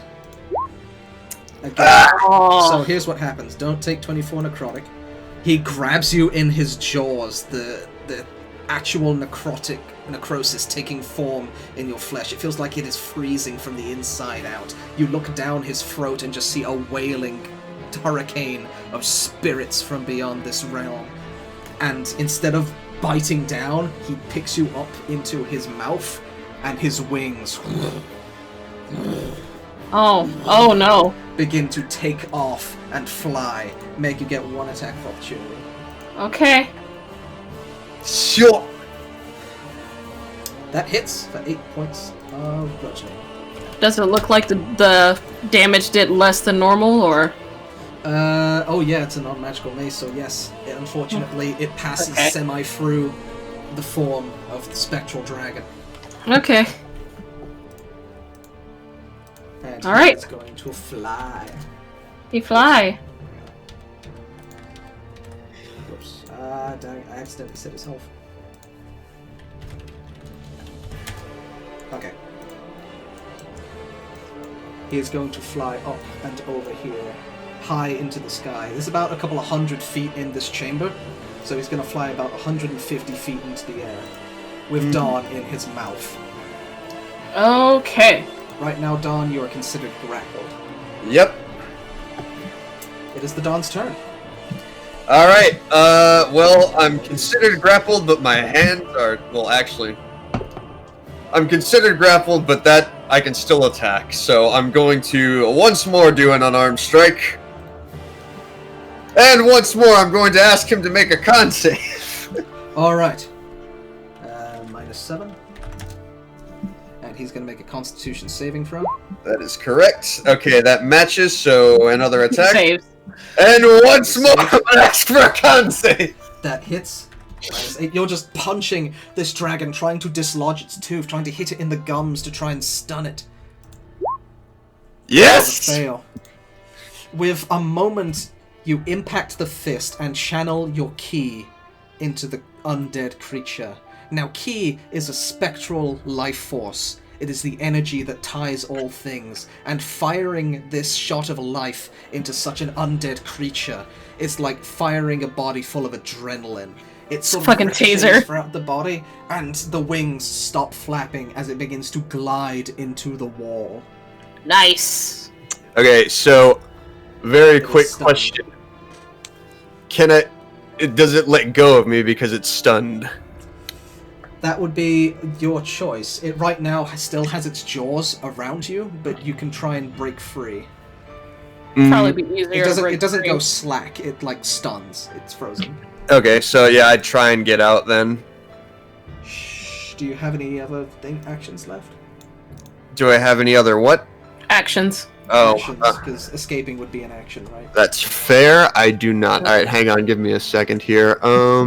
Will he It take would any be- it would falling be damage? used- Actually, you know what? Yeah, I'm going to use my bonus action to activate my air stance. So, Step in All the way. right. You coalesce the spirits around you to activate your air form. yep. Will he take 4 damage? Right now, he is gliding towards a wall. He hasn't Oh. currently impacted yet. Oh yeah, you need to get out of there before you smash into the wall with his face. Yeah, I figured. Yeah, it's not. He is stunned and he falls like a Looney Tune. He is a flying creature. Yeah. That's fair.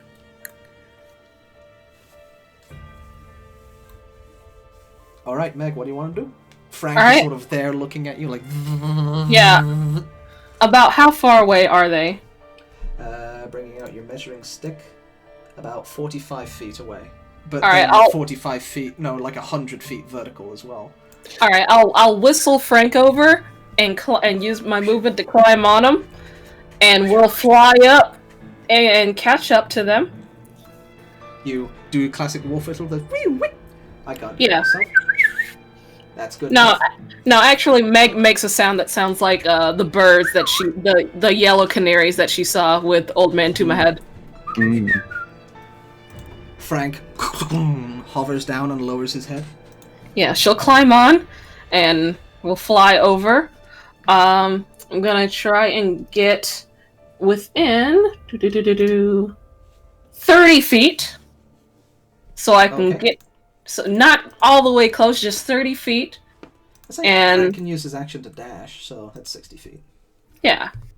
I'm gonna get 60 within feet. 30 feet, and then open my mouth, and go, your turn! Alright. They have to make a dexterity saving throw, which I believe they Yes. automatically fail. Because they are stunned, right? Yeah, they do! Roll for me 3d6 lightning damage.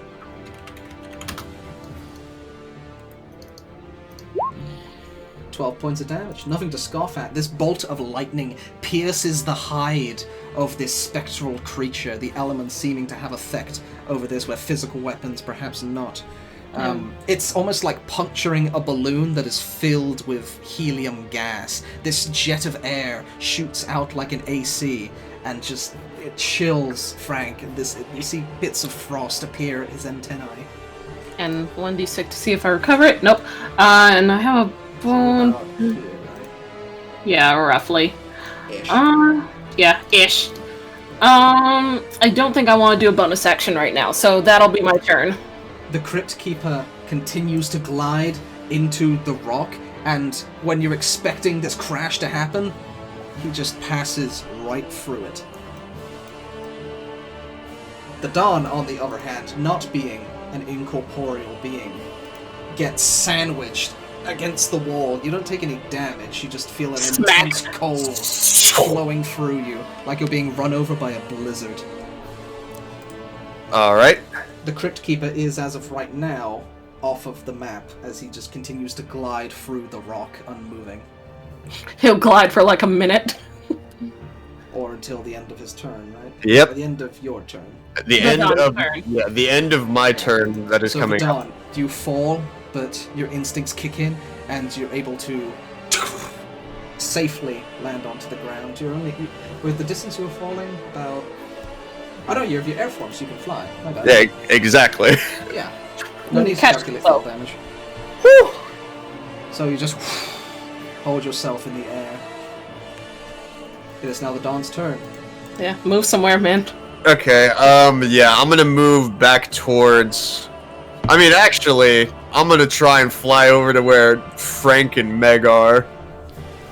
And, I'm gonna try and land on Frank with Meg. Alright.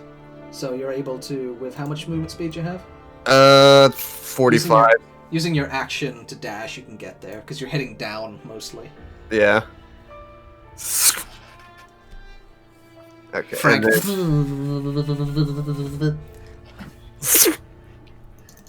Alright. that was a little closer than I would have liked. A moment of brief silence. It's not over yet.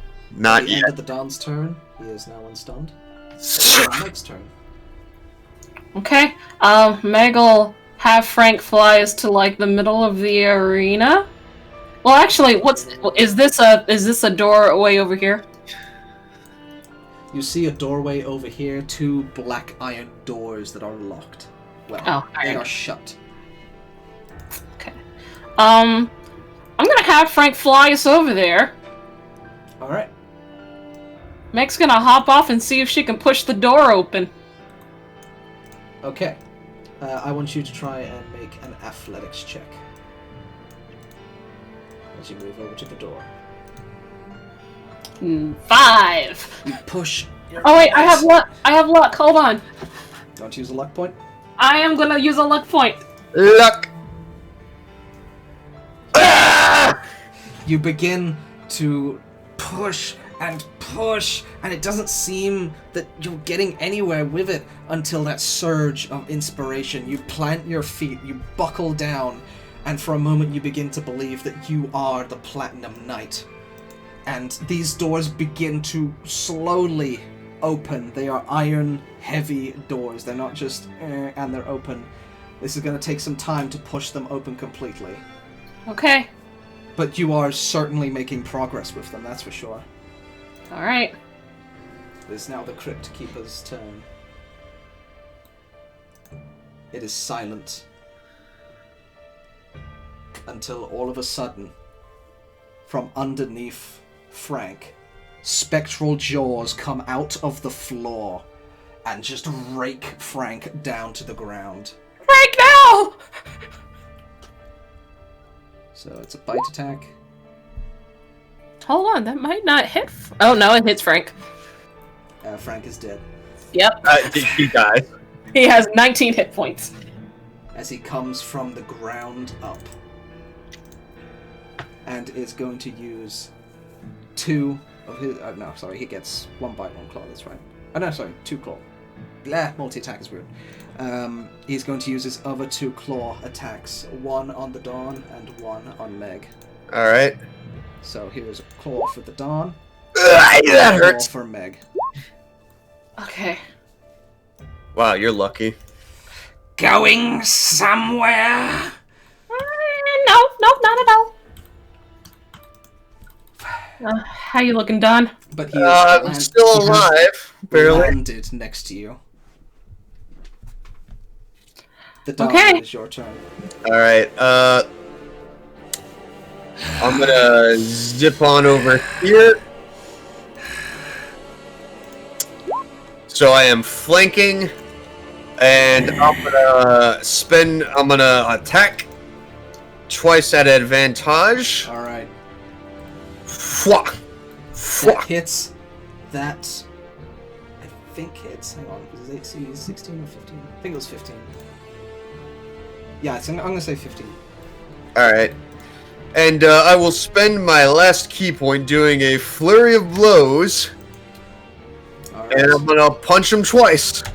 Hang on, let me just do some math on your damage there. Okay. And you get 2 more punches.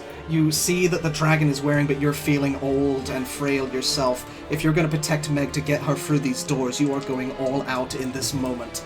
As you punch first one and you buckle the leg of the dragon.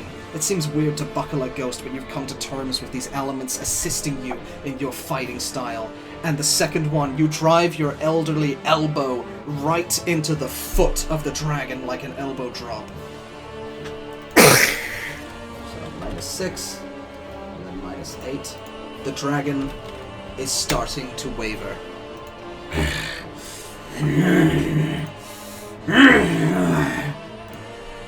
He's going to use a legendary action to make 1 attack on the Dawn. That's fair. Good, young ward, but not good enough. He tries to reach your back claw, but misses.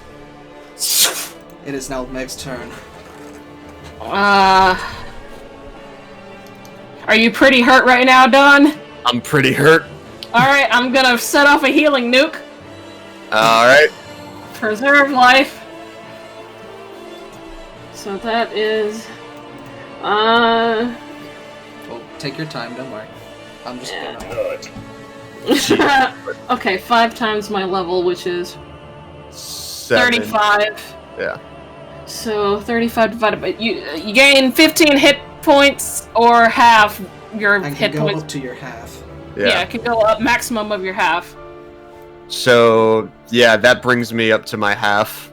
Okay, so you're at half. Yep. And so am I. Alright. Okay. And At the end of Meg's turn, he is going to use... bonus action. Okay, sure. Use your bonus action. Move your spiritual weapon. Yeah, I'm gonna use spiritual weapon at level 3 because that's all I got left. It's within 20 feet. You can do it. Yeah, Oh, that's right. It's still there. That's right. You didn't move it, yeah. That's right. That's right. Okay. Yeah, I'm gonna move it. And let's see. So I cast it at level 2 or 3 before. I think I got it at Yeah, it was 3. level 3, Okay. I remember. Yeah. All right, I'm gonna use spiritual weapon as my bonus action. Hoa! Hey! Force damage. Here's what happens. You sail the bookmarker through as a second claw is about to come and swipe at Meg as she's trying to escape the arena. And as the bookmarker comes in contact with Prowl, the ancient crypt keeper, his other hand whips out to try and stop the bookmarker. The bookmarker spins and cuts through the hand of the dragon and heads for the neck. How do you want to do this? Ooh! Meg's going to turn around, Like after, setting off just a burst of divine energy to heal herself and the Don, she's gonna look up at the dragon, and she's gonna go by Bahamut's might and swing for his jugular. This divine, like unzipping a pillow, this zipper-line slice cuts open right underneath the dragon's neck. Spirits, fog, gas, and bone begin to spill out of its jugular like a deep gash. This purple ichor leaks out as the smoke coalesces within itself and falls to the ground, both of you being blinded momentarily as this thick green fog permeates the arena before fading, and then swirling once more in a hurricane around the both of you. These words echo within your heads. Well done, young dragon. You have the might of platinum. And sitting upon the chair, returning to his watch, the Crypt Keeper rises once again. Well done! You did it! Meg kind of collapses against the door and sits on the ground. I go next to Meg. I turn around to the Crypt Keeper. Yeah, I'm just getting him back. I There we go. kind of put my hands together and bow. Just The head sitting upon his chair, he nods and raises his golden goblet to you, and then places it down. And as he places the goblet down, iron runes upon the black door begin to flash a green light as the gate to the other side of a life open. Meg feels the door moving and she kind of leans forward, looks back. As you enter this next great hall, I don't have a map for this, but there are rows and rows and rows of coffins, each in alphabetical order though. And with but a few moments you are able to locate the sarcophagus and resting ground of Frankie Pendragon. Alright, I'll go up to it. And look, is the body like out, or is it in a sarcophagus? It's in a sarcophagus, but it is made, the wood, the lid of the sarcophagus itself is wooden, the basket is stone. Okay. Meg'll remove the lid, I guess. Alright, you see the skeletal remains of a dragonborn. Meg lets out a sigh and pulls out the scroll. Alright, you begin your casting. Yeah. And knowing that this is a level of spell that she is nowhere near able to cast normally, she's going to cast Enhance Ability on herself, level 3, because that's the spell slot I have left, so I guess me and the Don will get it, and I'll give us Wisdom, whatever it is. Owl's Wisdom. Owl's Wisdom, yes. Okay. And I'll start. What level is the spell? It's a 7th level spell, and you are the maximum level that you can do is 4th level. 5th, 6th, and then 7th. So it's going to increase the difficulty class by 3 in order to cast the spell properly. I'm thinking of setting it at 12 plus the spell level difference, so 15 is the DC. Alright, and I use my modifier, which is Wisdom. So it's just a straight Wisdom check? This will be a Wisdom check, yes. Okay. At advantage. at advantage. I'm going to use Luck. Yep. Luck. Yep. So that's going to be normal. Crossing fingers. Fuck! Unfortunate. For the sake of story, I will have Meg look back to the outside being unable to push forward, and you see the Crypt Keeper in his chair as he tips the goblet to you. The goblet itself, that same green, undeaf life, flies through the air and into the coffin and assists you in completing this spell. Gives me 1 plus 1. There you go. Literally, literal tip of the hat. One legend to another. The one who bested the Crypt Keeper in combat. Thank you. Thank you, DM. Kind of need the story to go forward. I know. Thank you. Oh. Anyway, in that moment, the green fog begins to completely unmask the skeleton. And as the green fog leaves the actual coffin itself, it rises up. And sitting there before you is a blue-scaled dragonborn, about middle-aged. He has sort of these viscous yellow eyes and gnarled teeth and snout, wearing a iron neckpiece and leather armor. A very well-built man sits there before you, and he sort of...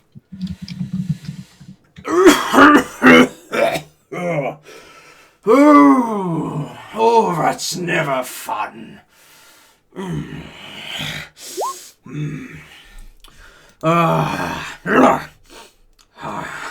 he sort of clicks his neck, and you hear the sound of at least 15 bones cricking into place.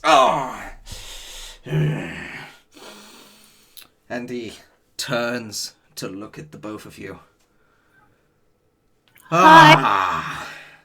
Hello there. Right. Tall, lizard, old, reptile, and a young dragon.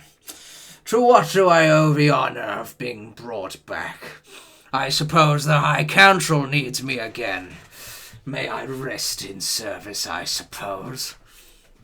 Yeah. Dragons are attacking. The world might be ending. I'm apparently the champion. There is a moment's pause when you utter that phrase. You? A champion? Where is of Ignis? Where is my ward? My knight? How long have I been dead? Did they say how long? Roughly 5 or 6 years. Before I was born.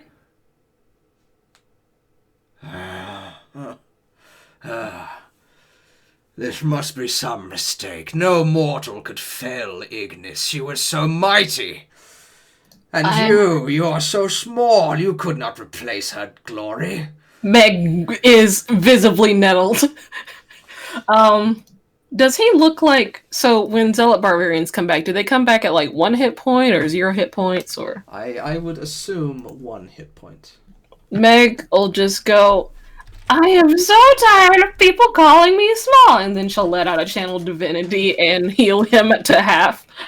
Or 35, whatever it is. If you have come this way, then mighty you most certainly are.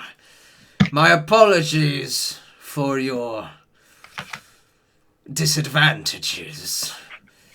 But I only wish to question your age, young dragon. Now take me to Ignis. So Ignis is which one? Ignis was the previous champion. Okay, so we would have passed by his thing, right? Ignis's body was not here. Okay.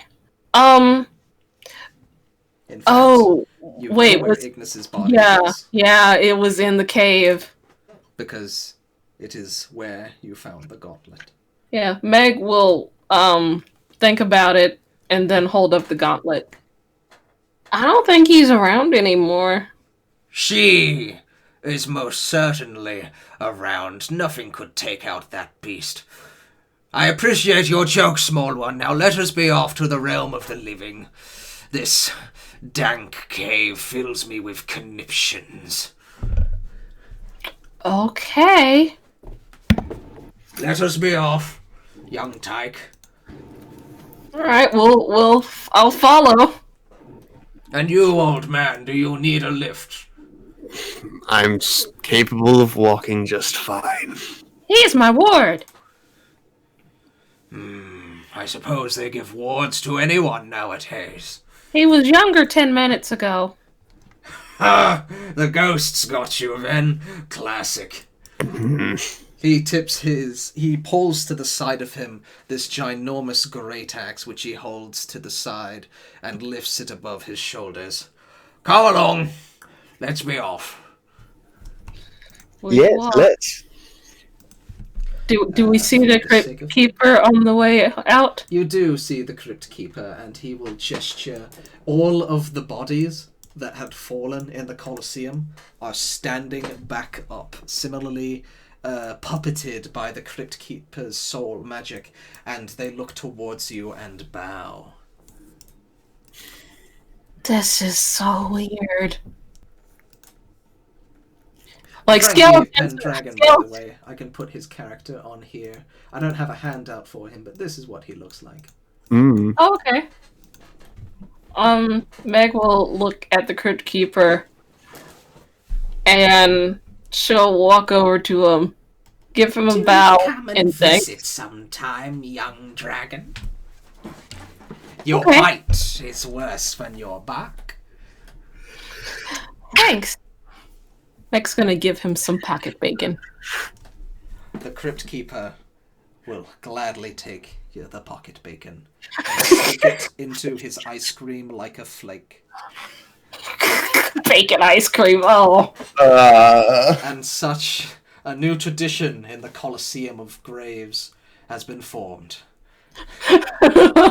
In future lifetimes, the champion must present the crypt Pocket keeper bacon. with bacon. The trek back up is negligible. It's a lot of stairs, a lot of walking. You guys are going to certainly be tired out by the time you get back up to the top. But you return with little inconspicuencies other than Frankie Dragoon's stead-forward approach to a lot of things. Yeah. Oh, on the way back, Meg's gonna ask him if he knows where the golden gem for the gauntlet is. Ah, I see you seek to repair that old thing, right? Yeah, Fair enough. Ignis gave one of the stones to me before I headed off on my mission. I kept it safe, kept it secret, hidden upon the Isles of Eden Kazel. If you wish to reclaim it, I suggest we sail there. Eden Hazel? Eden Kazel. One Eden of the islands. Hazel. I left it with the angels. Angels? What? Okay. Yes! The island of Asimar. A fun place to fight. The giant creatures tower above the trees. A glorious day indeed. Okay. I guess we'll go there. It's yeah. It puzzles me, though. Why would Ignis send you, and not herself, to reclaim the gem? 'Cause she's a skeleton. Your jokes become less funny every time you tell them, young one. I'm not They're not joking. jokes. I will speak to the High Scepter of this. Alright. If I you guess. are speaking the truth, then we are certainly doomed. But I shall apologize for my mistransgression. Meg is unsure if she likes this person. Hark! Head up the stairs. Eventually, you guys make your way back up to the underbelly of the seal. And as you both, all three of you, make your way to the top, the seal closes behind you. Shut. Awaiting the knight on their next trek down. Alright. Okay. It's up to you whether or not you want to call it here or continue to talk to some of the other leaders of the High Council. Yeah, But that's pretty much the end of the session. Meg is going to rush forward and just go. Oh yeah, fix the dawn. Yeah. She's just gonna yell out. Which one was the one that gave her chocolate? That would be the High Cleric, Borodin, I think his name was. Let me see. Temple, Scale Sanctum. No, that's not it. The High Scepters. Show to players. There they are. Bronlash. Bronlash, that's it. Bronlash will look over the dawn and say, Oh, they certainly know how to keep it cool down there. Right, let me get you fixed up. Thank you! Please, come with me. You must bask in the platinum light itself. And when you step through this golden... the windows of the Platinum Sanctum, the Scale Sanctum, are made of a mixture of glass as well as different kinds of a metal you're able to connecting to each color of metallic good dragon. And as the light shines and reflects off this various metal, you bask in it for just a moment, and you feel your youth and vitality return to you as it casts Greater Restoration. Oh, that was scary. He kind of flexes his joints a little bit, feels more limber now that he's not 5 years from dying anymore. Crack, crack. 5 years from actual death. Mr. Brunlash? Yes, young one. I point towards our ward? Frankie? Yeah, I point towards Frankie and goes, he doesn't believe I'm the champion. No, I didn't think he would. Frankie! Hark! Come over here. And Frankie sort of pulls up. Ah, old man! It has been quite some time. Where is your ale? And the two of them will go off into a private room to discuss matters, which you can be there if you want to or not. Nah. Meg's hungry. That's fair. The other High Scepters have arranged for the cleric and the clergy to provide you guys with a full feast and good rest in the High Sanctum. Oh, thank God. Yeah, we'll settle down for a really, really good meal after all that. And a really good nap after that. Mm-hmm. Eat so much and then get the sleepies from all the food. Put ourselves into a food coma. We deserve it. Yeah. And I think, unless there's anything else you guys want to do, we will wrap up the session there. Yeah, that's it. Yeah, it works for me. Well done, everyone.